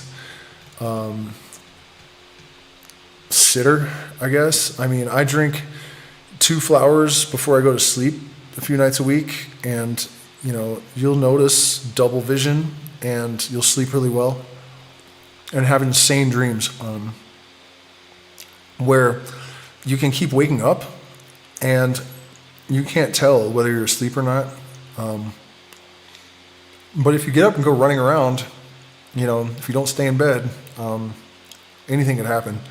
I described in the last stream actually what happened the other night when some of the strains here are much stronger than they are in Ecuador, and so it was a little bit stronger than I was expecting, because I only use it for insomnia and inflammation. But I would wake up and I would see coins all in my bed and try to pick them up, and my fingers would pass right through them, and then I would fall asleep and everything looked the same, but there would be something strange happening, and that's how I knew some of it was dreams. Like the thumbnail I was going to use for the next day, there was a guy, it was on the wall, and there was a guy explaining what all the symbols meant and stuff, and then he would be gone, and I was laying in my bed again, and my partner was there that I just split up with, And I asked her to like put the coins in my hand, and it was a little bit easier to hold on to them if she handed them to me, but I don't know. I mean, you know, it's so hard to distinguish between reality and non-reality with tropane alkaloids. You got to be really careful, you know. Not to mention that they can be toxic, so.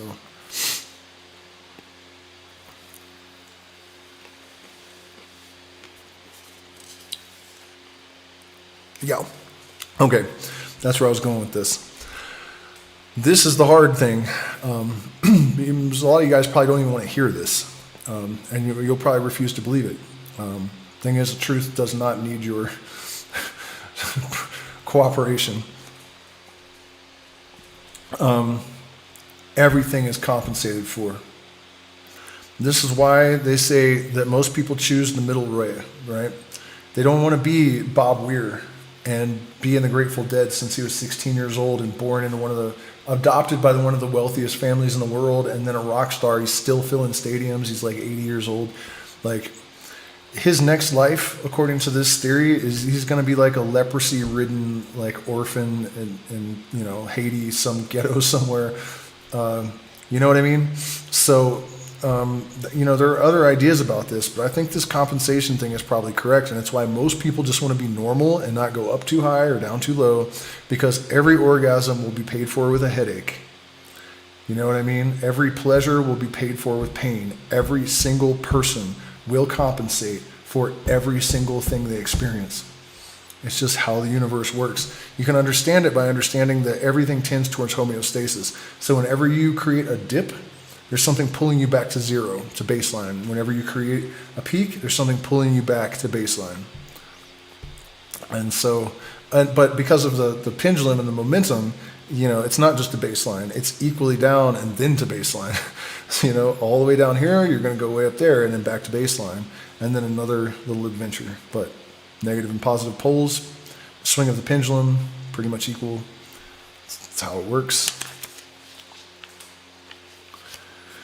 Kind of a bitch, but that's what's up. Welcome to the perils of living in 3D. The law of compensation plays an important part in the lives of men and women. It will be noticed that one generally pays the price of anything he possesses or lacks. If he has one thing, he lacks another. The balance is struck. No one can keep his penny and have the bit of cake at the same time. Everything has its pleasant and unpleasant sides. The things that one gains are always paid for by the things that one loses. The rich possesses much that the poor lack, while the poor often possess things that are beyond the reach of the rich. Men were created equally, but it was distributed differently. The millionaire may have the inclination towards feasting and the wealth wherewith to secure all the dainties and luxuries of the table, while he lacks the appetite to enjoy the same. He envies the appetite and digestion of the laborer, who lacks the wealth and inclinations of the millionaire, and who gets more pleasure from his plain food than the millionaire could obtain even if his appetite were not jaded, nor his digestion ruined, for the wants, habits, and inclinations differ. And so it is through life. The law of compensation is ever in operation, striving to balance and counterbalance, and always succeeding in time, even though several lives may be required for the return of the pendulum rhythm. See, it's that several lives may be required. And that's one of the reasons, too, you see Adolf Hitler, and nothing happens to him, really, but he's got all of eternity to suffer 6 million deaths. So, don't be so sure that the universe isn't just.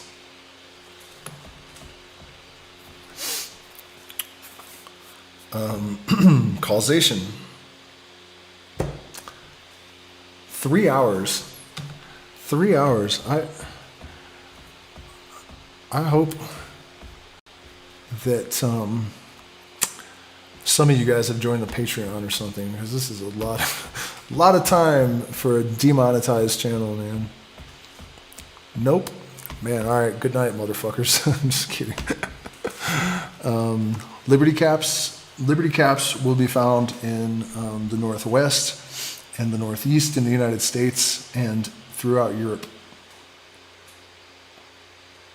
The study session is on fire. Is that what this is? My PayPal better be on fire then, son. Every cause has its effect. Every effect has its cause. Everything happens according to law. Chance is but a name for law not recognized. There are many planes of causation, but nothing escapes the law.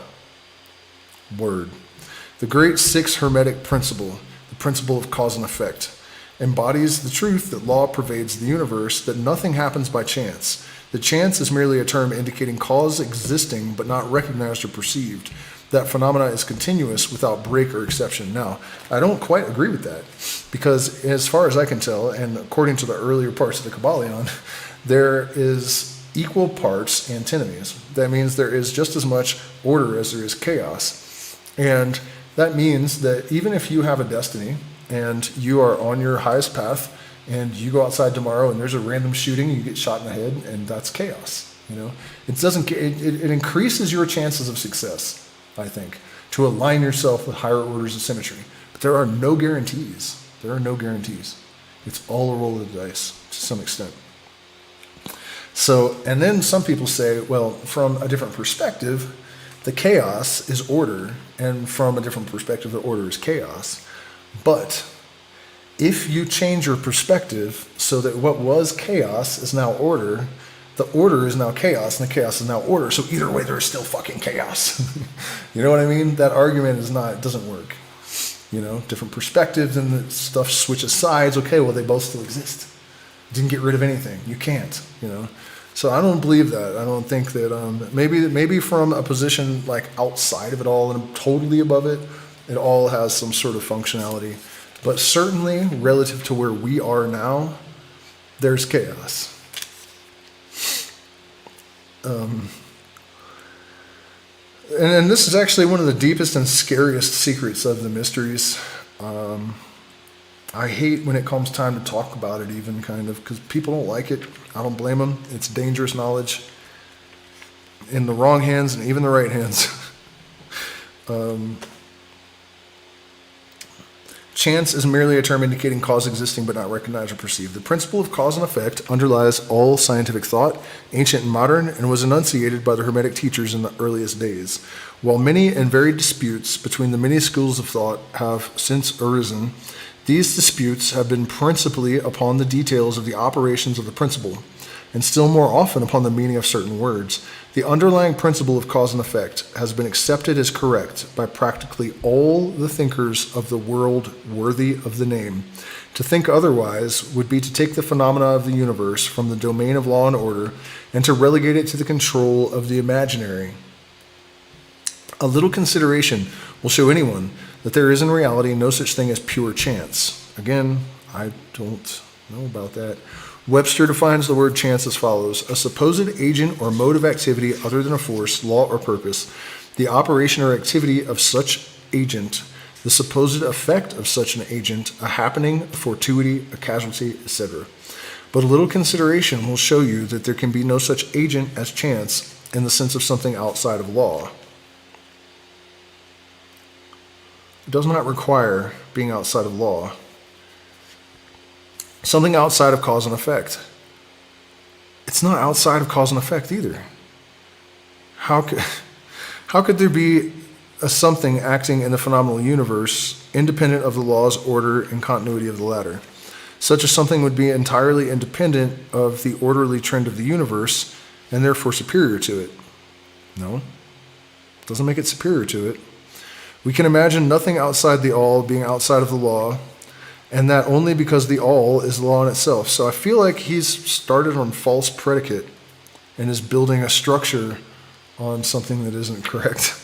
I mean, we're all human, and like I said earlier, if we had all the answers at any given point, like there would be no point in a luminostic if the three initiates had gotten it all right, or any of us. I mean, all of our jobs, no matter what it is to pick up the torch of the people that came before us and figure out what they got wrong and fix it. The existence of such a something would render all natural laws ineffective. No, it wouldn't. What are all these weird, a priori, just random statements? There's no basis for any of it. That would plunge the universe into chaotic disorder and lawlessness. there is an absolute function of chaos. There is a necessity for it. If everything was rigidly controlled and perfectly orderly, there would be no deviation from anything. It would be the same exact automatic pattern repeating for all of eternity. So I don't know how this guy could be so advanced in the rest of this book, and then the purpose of chaos is like lost on him. It's mind-boggling. But one of the answers, I think, is that he's older generation. And many times throughout this book, you can kind of sense the influence of the old religions on him. Like he hasn't quite managed, you know what I mean? We're still too kind of entrenched in that.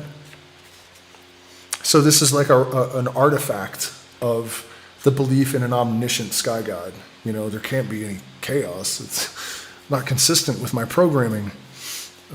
A careful examination will show that what we call chance is merely an expression relating to obscure causes, causes that we do not perceive, causes that we cannot understand. The word chance is derived from a word meaning to fall, as the falling of dice. The idea being that the fall of the dice and many other happenings are merely a happening unrelated to any cause. And this is the sense in which the term is generally employed.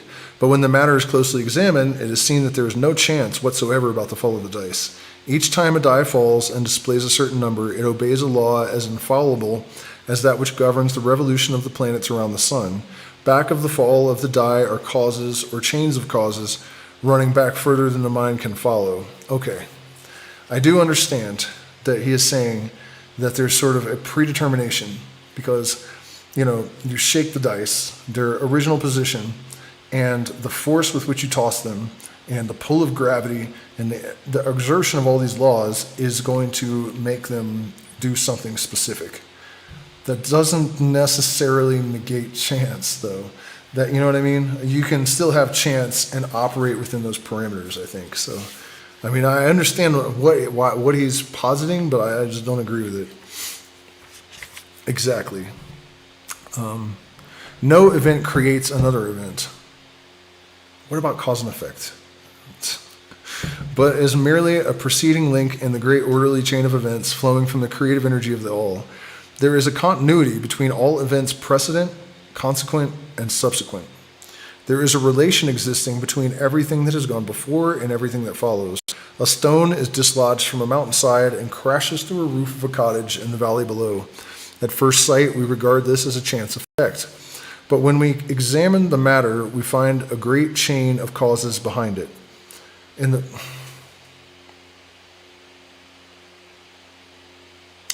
It's not how I understand chance. You know, I feel like it's about, you know, just a deliberate, orderly thing versus I don't know. It's starting to get on my nerves, this chapter. Which gradually disintegrated the piece of rock from a larger piece. Then there were the causes which led to the formation of the mountain and its upheaval by convulsions of nature, and so on ad infinitum.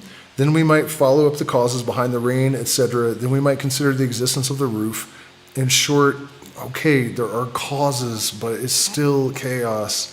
One other way to think about this is like you have symmetry and then you have asymmetry. The asymmetry is chaos. The symmetry is order, you know?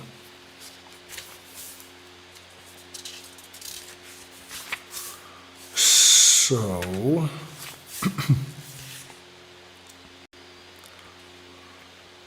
gender. Here's a hot button topic for us. Damn, man, am I going to finish this tonight? 12:01.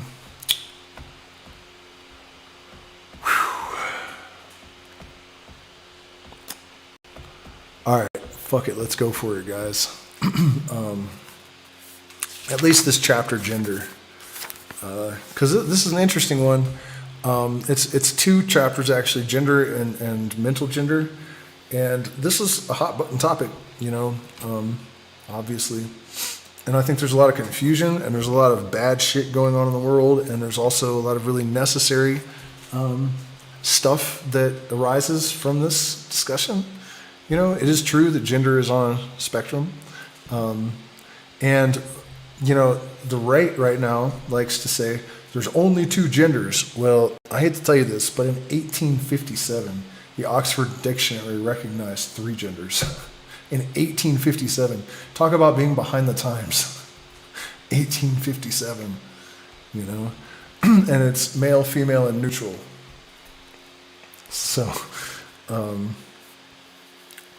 yeah.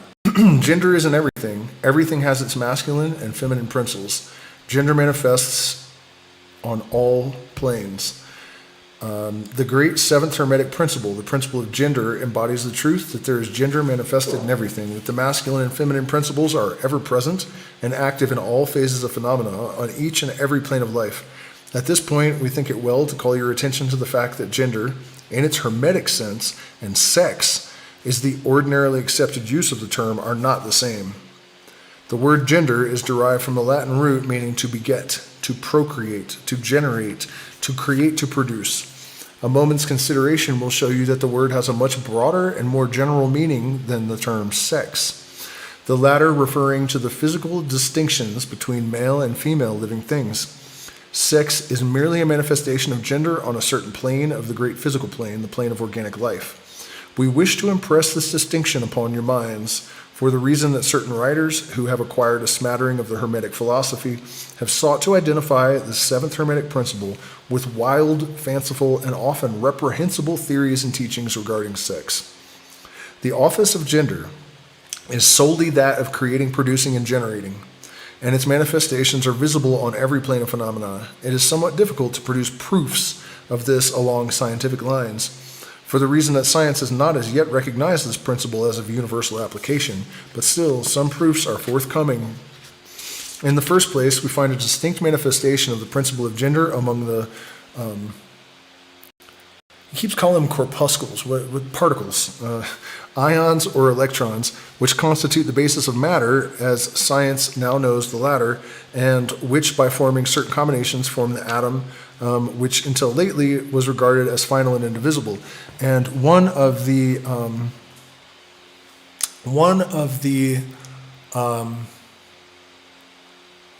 theories, I think, that is popular with New Age, fucking woo-icide agents, people that have gone off the rails on the woo-choo train,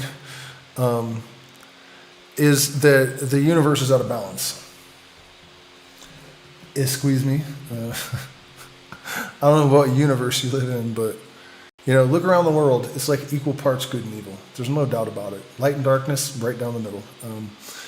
Physical light and darkness, right down the middle. It's just stop it.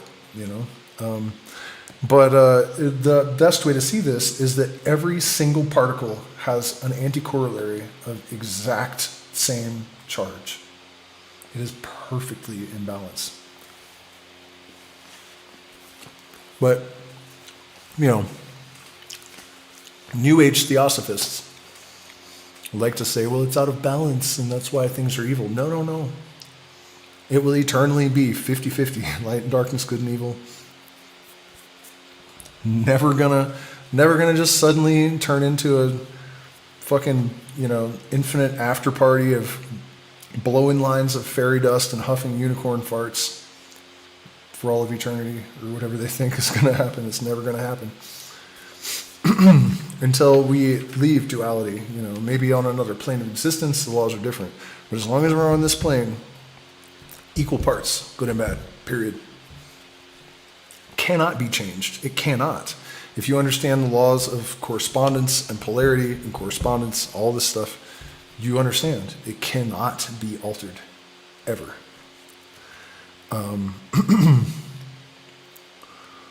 Where are we? Which until lately is final and indivisible. The atom.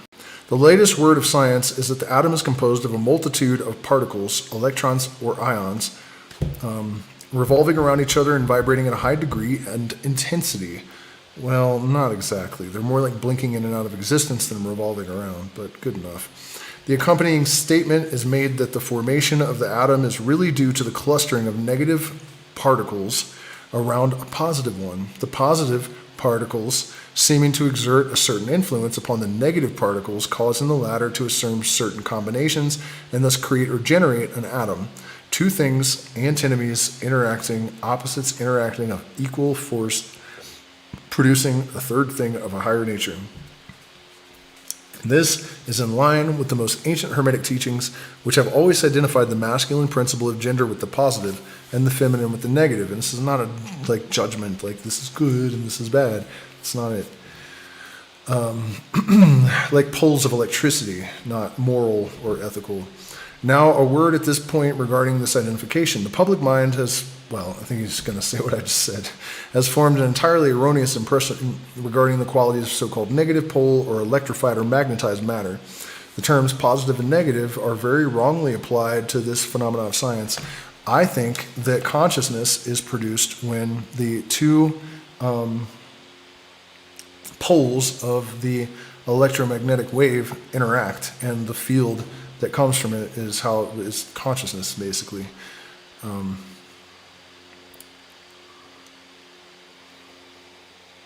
Yeah, I mean, fairy dust is good. I'll blow a line of fairy dust with you if you want. We could even boof it.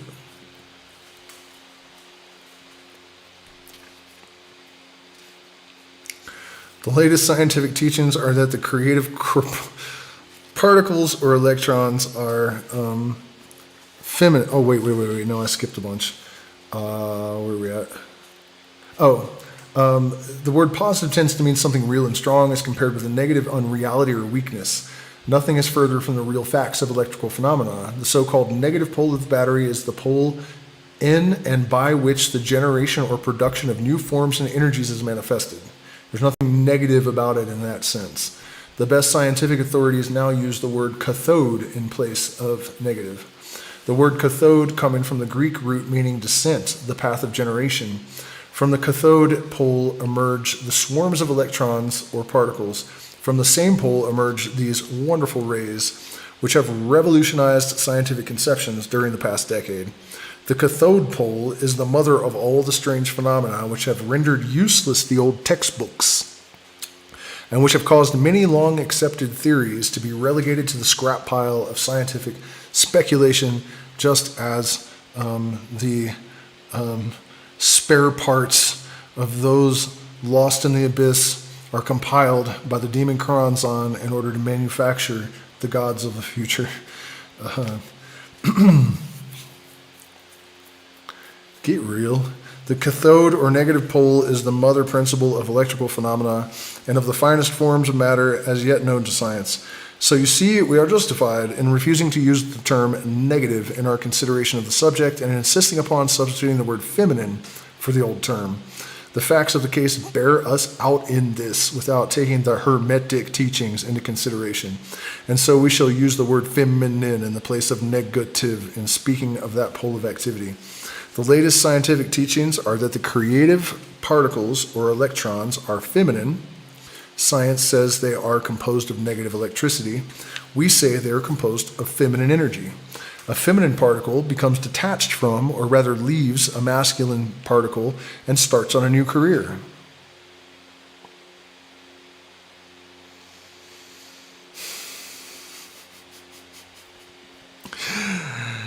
It actively seeks a union with the masculine particle, being urged thereto by the natural impulse to create new forms of matter or energy. One writer goes so far as to use the term, it at once seeks of its own volition a union. This detachment and uniting, one soul divided for the sake of union, bases the greater part of the activities of the chemical world. When the feminine particle unites with a masculine particle, a certain process is begun. The feminine particles vibrate rapidly under the influence of the masculine energy and circle rapidly around the latter. The result is the birth of a new atom. From the interaction of two things of equal and opposite antinomical, a third thing of a higher nature emerges. The result is the birth of a new atom. This new atom is really composed of a union of the masculine and feminine electrons or corpuscles. And when the union is formed, the atom is a separate thing, having certain properties, but no longer manifesting the property of free electricity. There is one thing in the universe doing one thing. It's not just male and female. You impregnate the female. Particles are doing the same thing, and all of this really challenges the whole materialist paradigm. I mean, here's the crazy thing too. People that would write this book off, like most of them know this, you know, like they have at least some sort of basis of understanding of it. It's a really bizarre thing, you know, how determined people are to remain entrenched in their, holy shit, 2,427 views. What the fuck? That is crazy. That's never happened before. I mean, actually, I had one when I first started the channel that had 14,000 people. That was crazy. But it didn't happen again because I got demonetized, and then they deprioritize you. This detachment and uniting forms the, where are we at? Manifesting the property for electricity. This new atom is really composed of a union of the masculine and feminine electrons or particles, but when the union is formed, the atom is a separate thing, having certain properties, but no longer manifesting the property of free electricity. The process of detachment or separation of the feminine electrons is called ionization. These electrons or corpuscles are the most active workers in nature's field, arising from the unions or combination manifesting the varied phenomena of light, heat, electricity, magnetism, attraction, repulsion, chemical affinity, and the reverse, and similar phenomena. All this arises from the operation of the principle of gender.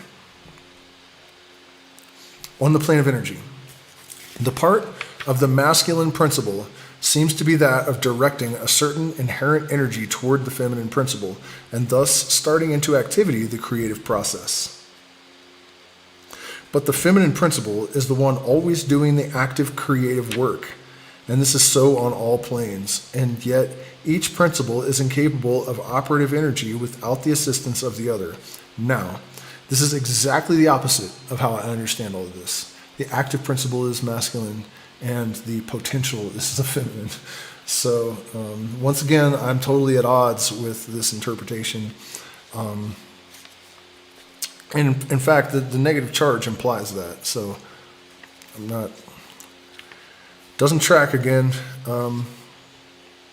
Although the overall concept is definitely, totally correct. In some of the forms of life, the two principles are combined in one organism. For that matter, everything in the organic world manifests both genders to some extent. There's always the masculine present in the feminine form, and the feminine form in the masculine. The Hermetic teachings include much regarding the operation of the two principles of gender and the production and manifestation of various forms of energy. But we do not deem it expedient to go into detail regarding the same at this point, because we are unable to back up the same with scientific proof for the reason that science has not yet progressed this far. But the example we have given you of the phenomena of the electrons or particles will show you that science is on the right path, and we will also give you a general idea of the underlying principles. Some leading scientific investigators have announced their belief that in the formation of crystals there was to be found something that corresponds to sex activity, which is another straw showing the direction the scientific winds are blowing, and each year will bring other facts to corroborate the correctness of the Hermetic principle of gender.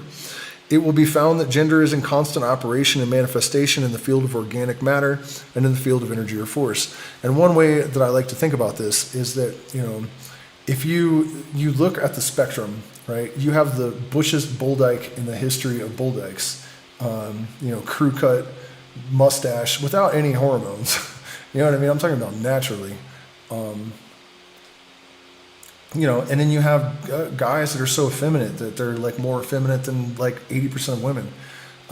It's absolutely true that everything in the universe exists on a spectrum, and then there are vectors within those spectrums. So you have, someone that has this much wealth, they're like here on the spectrum, and that intersects with like this much femininity, and you know what I mean? And there's all these other vectors that give rise to all these different possibilities by combining in all these different geometries. Really, they're geometrical intersections.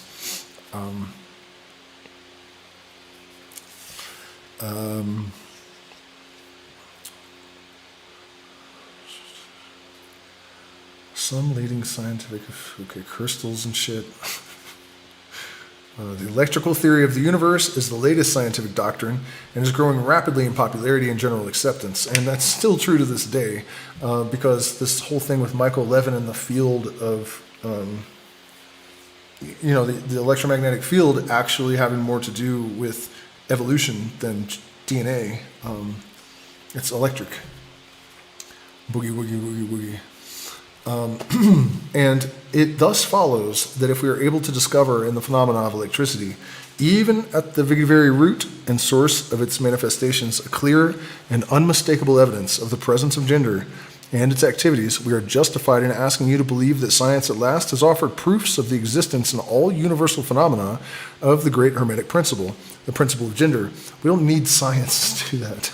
It's pretty easy to observe. I don't know who has trouble realizing that water is very obviously feminine. Everything about it is, I don't think people have a difficult time understanding the point is male and the circle is female. Here's another one.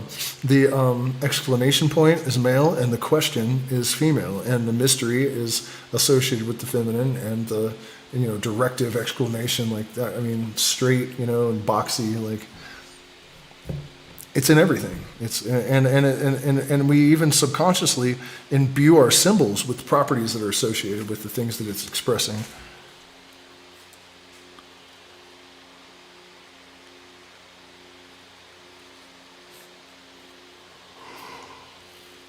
It's not necessary to take up your time with the well-known phenomena of the attraction and repulsion of the atoms, chemical affinity, loves and hates of the atomic particles, the attraction or cohesion between the molecules of matter.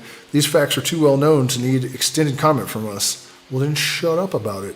But have you ever considered that all these things are manifestations of the gender principle? Can you not see the phenomena is on all fours, ready and willing, with that of the particles or electrons? And more than this, can you not see the reasonableness of the Hermetic teachings, which assert that the very law of gravitation, that strange attraction by reason of which all particles and bodies of matter in the universe tend toward each other, is but another manifestation of the principle of gender, which operates in the direction of attracting the masculine to the feminine energies and vice versa? We cannot offer you scientific proof of this at this time, but unless you're fucking stupid, you can probably see it. Submit all physical phenomena to the test, and you will discern the principle of gender ever in evidence. Let us now pass on to consideration of the operation of the principle of the mental plane. Fuck me. Many interesting features are there awaiting examination. Damn, y'all. 1220. All right. Chapter fucking like 7 billion. Mental gender now. Students of psychology who have followed the modern trend of thought along the lines of mental phenomena are struck dead by the persistence of the dual mind idea, which has manifested itself so strongly during the past 10 or 15 years. What were the past 10 or 15 years? 1900.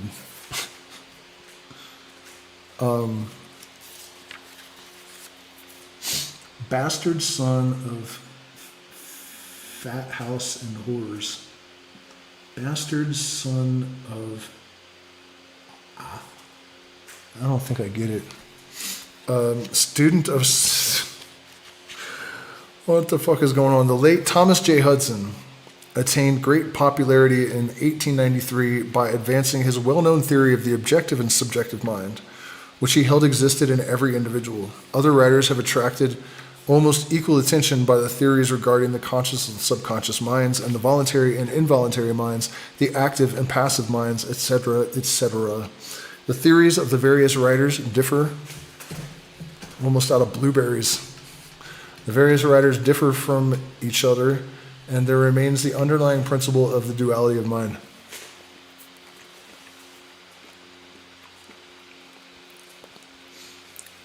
The student of Hermetic philosophy is tempted to smile when he reads and hears of these many new theories regarding the duality of mind. The student turns back the pages of occult history And way back in the dim beginnings of occult teachings, he finds references to the ancient Hermetic doctrine of the principle of gender on the mental plane, the manifestation of mental gender. And examining further, he finds that the ancient philosophy took cognizance of the phenomena of the dual mind. And what that is a reference to is that in the beginning, God made a big mistake. First, he created man. Then he created woman. But then he fucked up. And you know how he fucked up? He invented the poodle, which in the beginning was a regular looking kind of dog. It had the normal sort of haircut that is accepted today, rather than the disco look that he eventually would acquire. And one day when the man was very tired from having his job because the woman told him to get out of the Garden of Eden and go out and find some work. I don't know what the fuck I'm talking about. Not a speck of cereal for my dog. What I was really actually saying is that the idea is that in the beginning there was this nothingness. Nothing became conscious, making a bad bargain.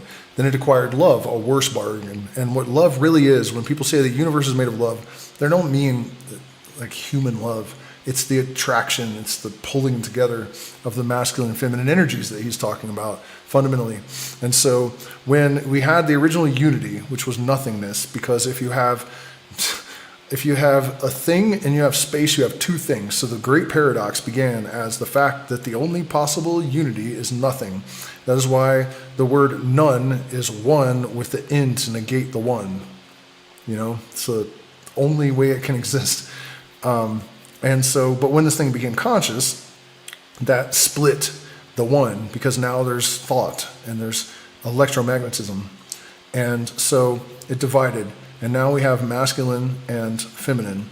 And so when he was talking about how the student of the occult goes way back to the beginning of occult knowledge, that's what he was referencing, that this one mind split into two, and those two pieces basically became the polarities, the darkness and light, the masculine and the feminine, the mystery and the resolution of the mystery, and so on and so forth. Passive mind, active mind, subjective mind, objective mind, subconscious mind, and voluntary mind. Of course, the Hermetic teachings do not agree with the many theories regarding the nature of the two phases of mind, nor does it admit many of the facts claimed for the two respective aspects, some of the said theories and claims being very far-fetched and incapable of standing the test of experiment and demonstration. We point to the phases of agreement merely for the purpose of helping the student to assimilate his previously acquired knowledge with the students of the Hermetic philosophy. Students of Hudson will notice the statement at the beginning of his second chapter of the Law of Psychic Phenomena that the mystic jargon of the Hermetic philosophers discloses the same general idea, the duality of mind. If Dr. Hudson had taken the time and trouble to decipher a little of the mystic jargon of the Hermetic philosophy, he might have received much light upon the subject of the dual mind, but then, perhaps, his most interesting work might not have been written. Let us now consider the Hermetic teachings regarding mental gender. The Hermetic teachings impart their instruction regarding this subject by bidding their students examine the report of their consciousness regarding their self. The students are bidded to turn their attention inward upon the self dwelling within each. Each student is led to see that his consciousness gives him first a report of the existence of his self. The report is, I am, eheye in Hebrew. This at first seems to be the final words from the consciousness, but a little further examination discloses the fact that this I am may be separated or split into two distinct parts or aspects. And there he goes referencing that again. I guess, Kabbalistic or Jewish mystical idea is that the word, the first thought of this consciousness when it, became aware was eheye, which is I am that I am. So he's saying, the individual realizes, looks inside and says, I am, and that that fact may be split into two distinct parts. So that's a reference to the original realization, I am, and the splitting of the original consciousness into two parts. While at first there seems to be only an I existing, a more careful and closer examination reveals the fact that there exists an I and a me. These mental twins differ in their characteristics and nature, and an examination of their nature and the phenomena arising from the same will throw much light upon many of the problems of mental influence. Let us begin with a consideration of the me, which is usually mistaken for the I by the student, until he presses the inquiry a little further back into the recesses of consciousness. A man thinks of his self in its aspect of me as being composed of certain feelings, tastes, likes, dislikes, habits, peculiar ties, characteristics, etc., all of which go to make up his personality or the self known to himself and others. He knows that these emotions and feelings change, are born and die away, are subject to the principle of rhythm and the principle of polarity, which take him from one extreme of feeling to another. He also thinks of the me as being certain knowledge gathered together in his mind, and thus forming a part of himself. This is the me of a man. But we have proceeded too hastily. The me of many men may be said to consist largely of their consciousness of the body and their physical appetites. Their consciousness being largely bound up with their bodily nature, they practically live there. Some men go so far as to regard their personal apparel as a part of their me, and actually seem to consider it a part of themselves.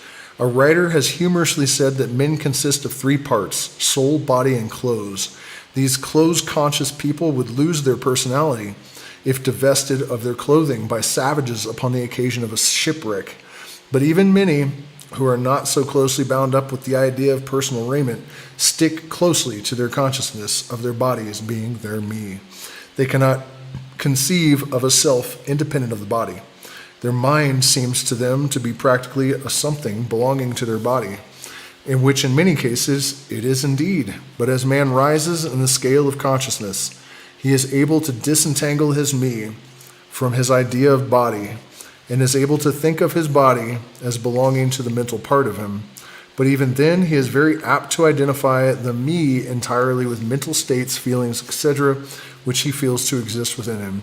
He is very apt to consider these internal states as identical with himself, instead of their being simply things produced by some part of his mentality and existing within him, of him, and in him, but still not himself. He sees that he may change these internal states of feelings by an effort of will, and that he may produce a feeling or state of an exactly opposite nature in the same way, using his will, and yet that same me exists. And so after a while, he is able to set aside these various mental states, emotions, feelings, habits, qualities, characteristics, and other personal mental belongings. He is able to set them aside in the not me collection of curiosities, encumbrances, as well as valuable possessions. This requires much mental concentration and power of mental analysis on the part of the student, but still the task is possible for the advanced student, and even those not so far advanced are able to see in the imagination how the process may be performed. So basically, we are talking about ego death to an extent. And after that, it appears we have a whole lot of saying the same stuff over and over again. So we have finally arrived at the last chapter, and since we have made it this fucking far, it has been 3 hours and 43 minutes. We have had 2,500 viewers.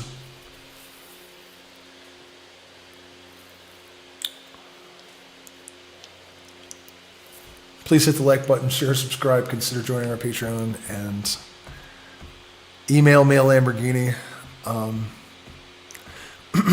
Luckily, Elon Musk just landed a tiny spaceship on my desk and gave me a couple of 5 Xanax. I boofed 2 and ate 3. So hopefully I can make it through chapter 15 before they kick in. The possession of knowledge, unless accompanied by a manifestation and expressed in an action, is like the hoarding of precious metals, a vain and foolish thing. And I just mentioned Elon Musk. These are the Hermetic axioms summarized.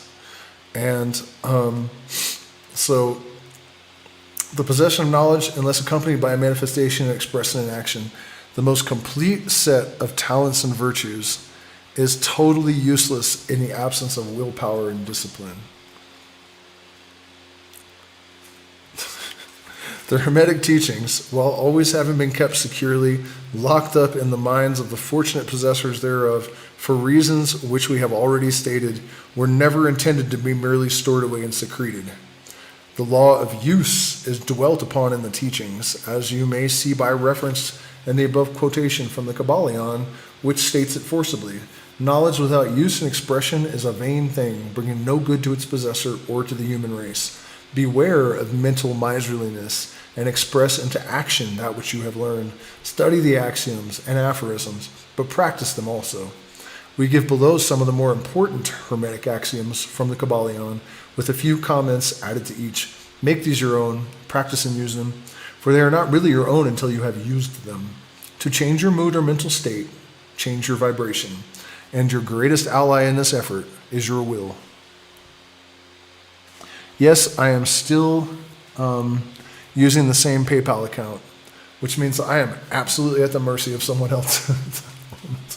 But I think it's all good. Yeah, definitely still using the same PayPal account. And I appreciate all 2,500 of you that sent $100 tonight. That really is going to get me through at least the rest of the week. Barely, but cheers. But here's the thing: the breath is your only ally in this, and I don't know if this, yep, that is correct. If this analogy is really the best, but when I have to transmute my state, inhalation, retaining the breath, with focusing on what needs to be imprinted, and then exhaling the opposite, the negative, and the fourfold breath is very effective. But there's also a method of like breathing in, and in the same way that when you blow on coals, they get hot, it's kind of the reverse of that. Like you feel the breath kind of tickling the negative feelings and sort of turning it into a positive tingling. That's difficult to describe, but that to change your mood or mental state, change your vibration, that's what I tend to do, is use the breath in that fashion. One may change his mental vibrations by an effort of will in the direction of deliberately fixing the attention upon a more desirable state. And magic is the science and art of causing change to occur in conformity with will, and any change can be effected by the proper kind and degree of force through the proper medium to the proper object. That's it. That's the formula. Any failure proves that the postulate, one or more constituents of the postulate have not been fulfilled. That's it. Will directs the attention, and attention changes the vibration. Cultivate the art of attention by means of the will, and you have solved the secret of the mastery of moods and mental states. To destroy an undesirable rate of mental vibration, put into operation the principle of polarity and concentrate upon the opposite pole to that which you desire to suppress. Kill out the undesirable by changing its polarity. This is one of the most important of the Hermetic formulas. It is based upon true scientific principles. We have shown you that a mental state and its opposite were merely two poles of the same thing, and that by mental transmutation, the polarity might be reversed. This principle is known to modern psychologists who apply it to the breaking up of undesirable habits by bidding their students concentrate upon the opposite quality. If you are possessed of fear, do not waste time trying to kill out fear, but instead cultivate the quality of courage, and the fear will disappear. Some writers have expressed this idea more forcibly by using the illustration of a dark room. You do not have to shovel out or sweep out the darkness, but by merely opening the shutters and letting in the light, the darkness disappears. To kill out a negative quality, concentrate upon the positive of that same quality, and the vibrations will gradually change from negative to positive, until finally you'll become polarized on the positive pole instead of the negative. The reverse is also true, as many have found out to their sorrow. when they have allowed themselves to vibrate too constantly on the negative pole of things.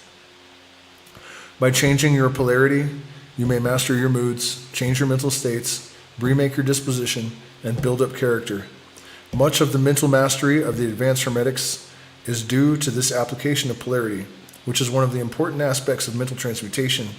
Remember the Hermetic axiom, quoted previously, which says, mind, as well as metals and elements, may be transmuted from state to state, degree to degree, condition to condition, pole to pole, vibration to vibration. The mastery of polarization is the mastery of the fundamental principles of mental transmutation and mental alchemy. For unless one acquires the art of changing his own polarity, he will be unable to affect his environment. And if your will is divided, a nation that rages against itself in civil war is in no condition to invade other nations or to defend itself. One must have absolute fixity upon the object of the true will.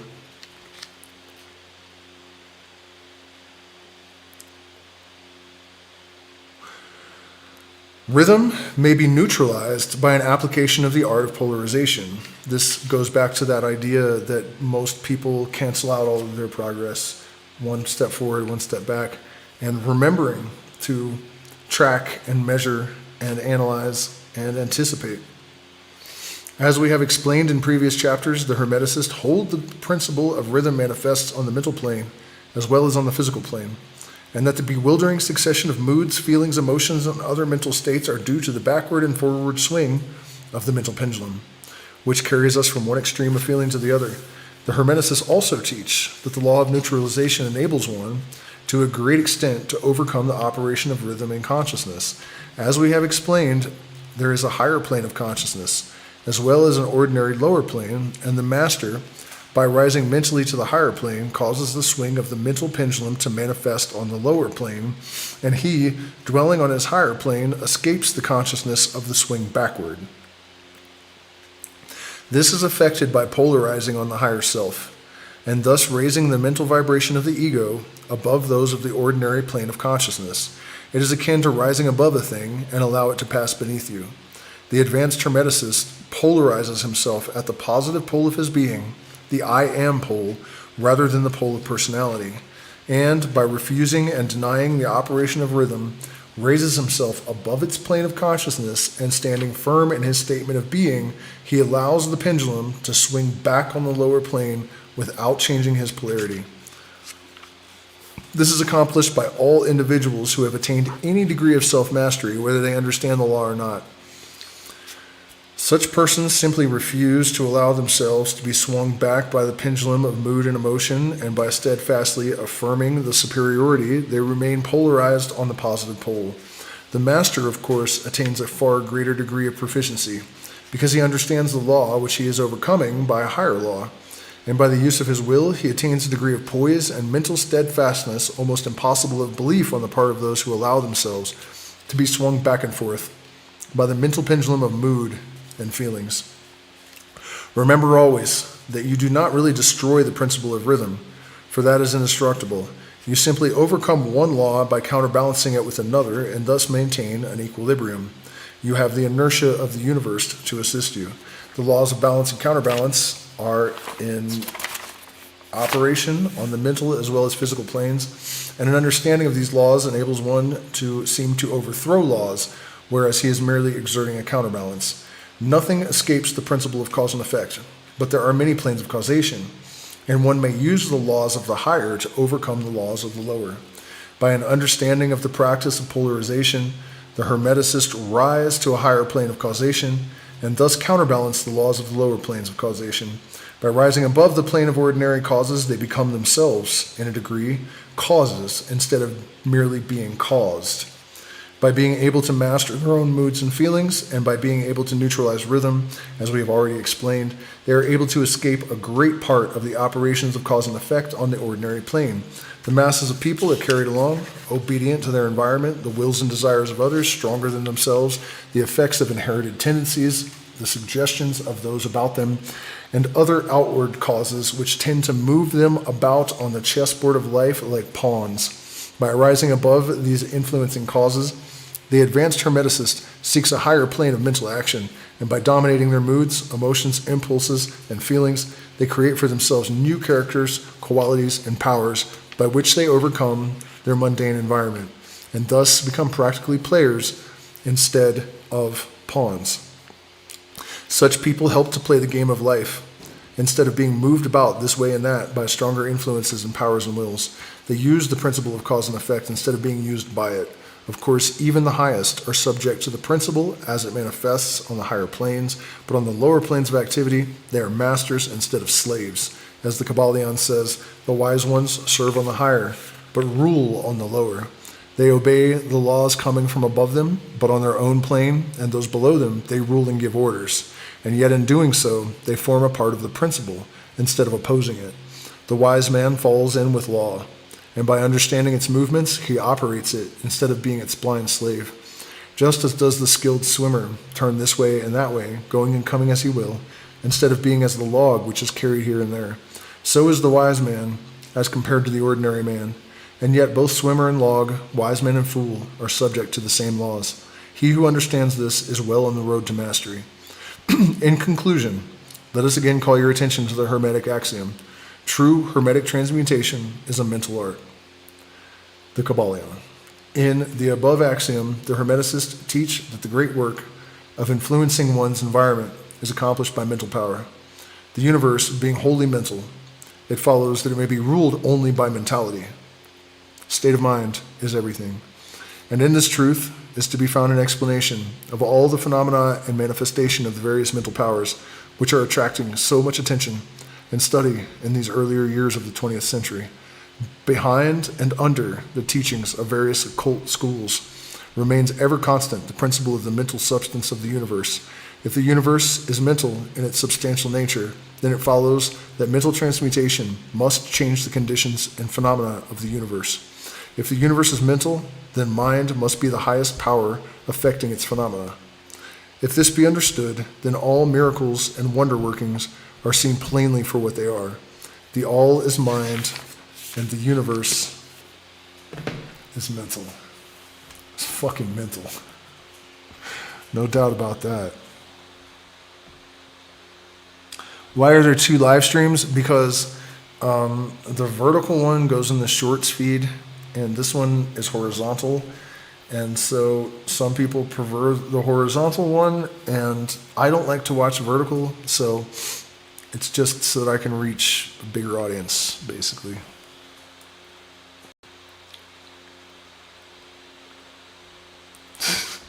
Well, then go to sleep, dude. No, you don't have to stay up. You can watch it tomorrow if you want to finish it. Damn, man, I almost thought we were going to make it to 3,000 Xanax or not. It was just a joke. I noticed a bunch of people dropped off when I made the Xanax joke. I mean, give me a fucking break, man. Like, you got to have a sense of humor, you know? Satan's Guide to the Bible. Oh man, did I tell you guys about the cult thing that happened? Oh, way earlier with Illuminostic Mind, the sister channel. She hit me up about this cult, and then when I got home, she sent me another message, and the cult sent me a message right behind her. And you'd think like maybe she was like in on it or something, like maybe she's like with the cult. But no, she wasn't like promoting it. She's like, man, they're fucking wackadoodles and blah, blah, blah. It was not related. It was not related, but it was the same cult from Netflix that she was telling me about. I was coming back from Cusco.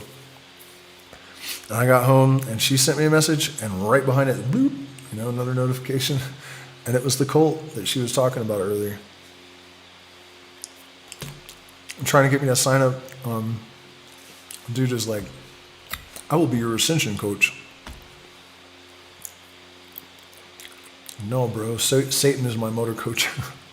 Ascension coach?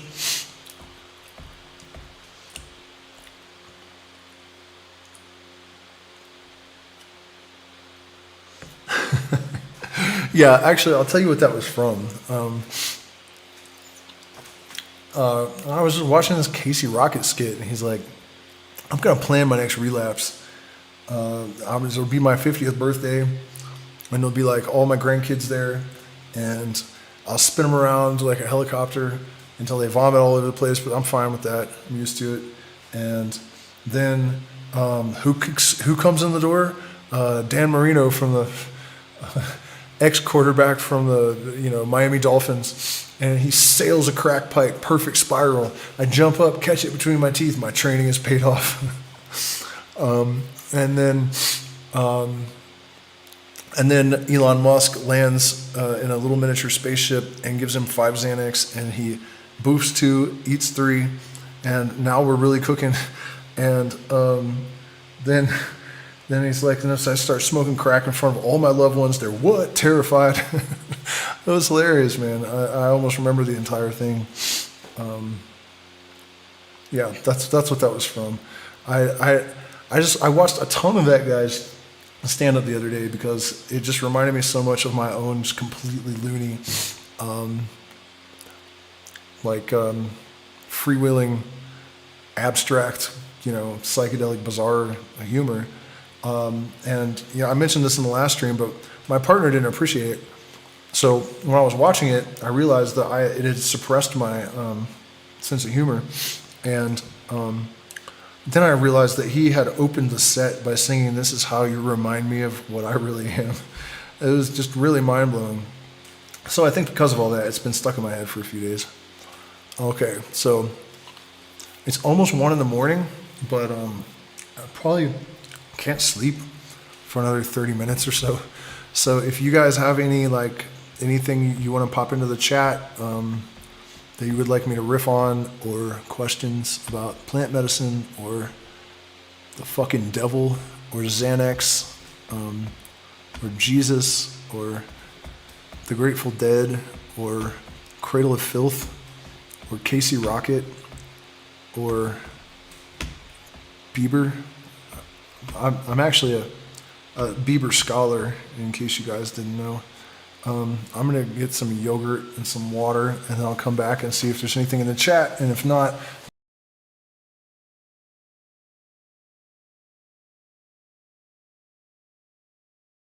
you guys are. Actually, I think, something just crashed. That's too bad. I don't know if I can reboot that.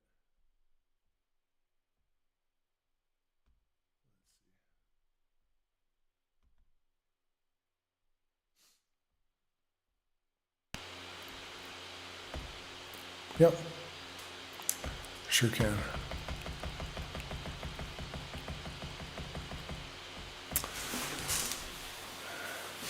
Whoa. 4-hour stream.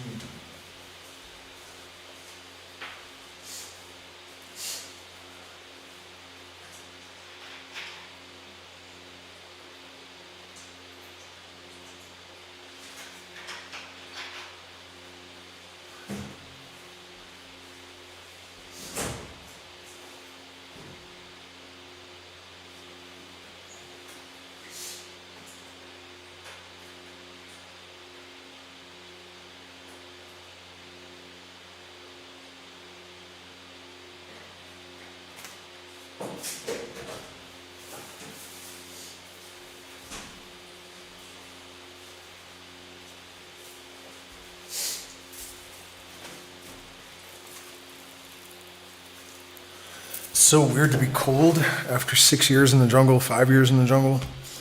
I haven't been cold in so long, and right now my toes are cold. In case y'all were wondering. All right, so let me check out the chat. I don't see anything. Nobody has anything for me. I got Indian cheese.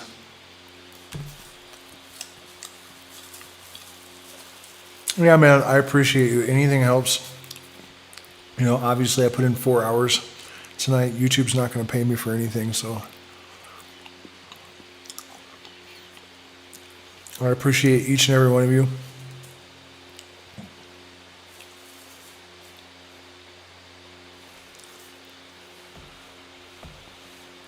Is the screen frozen? Oh, Michelle. Seems like it's been a while. Good to see you in the chat.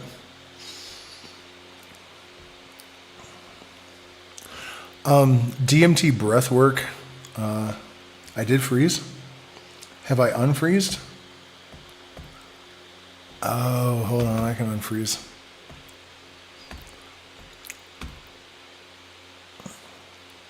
I got tricks.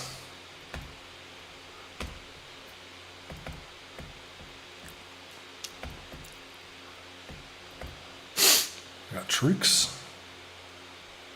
My son is going to have a baby this summer? Dude, how in the fuck is that going to happen? Oh, you mean he got some girl pregnant? Okay, I got you.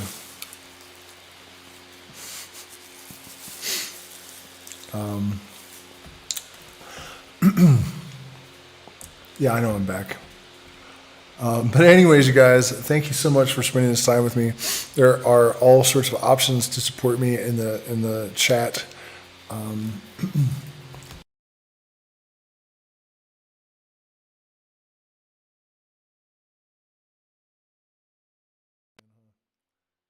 all right. Well, I guess I better go to bed because my computer is like glitching.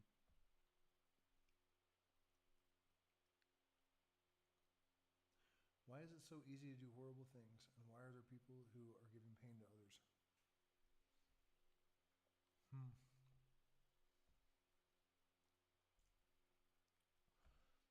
Fair question, I suppose. I wonder why my camera's freezing. Doesn't need to do that.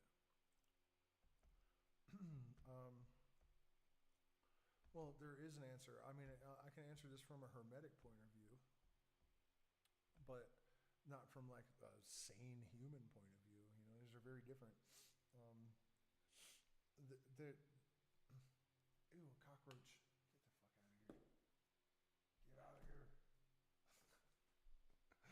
Um, you know what? I haven't had running water in this place in 3 days, and they told me today it's going to be at least 7 more days. What am I going to do? Like 10 days with no running water? That's just insane. Anyways, so, you know, why is there even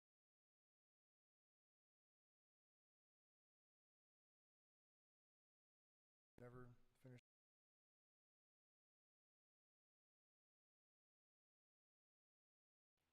Creates good, and good creates evil. So, um,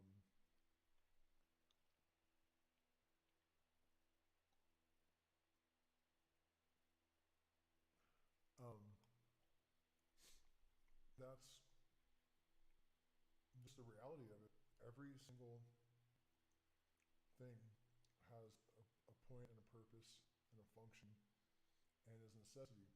The law of necessity governs above almost all other law. If a thing is, it is because it must be. Did I freeze again? It says I don't have enough bit rate or something. I don't get it.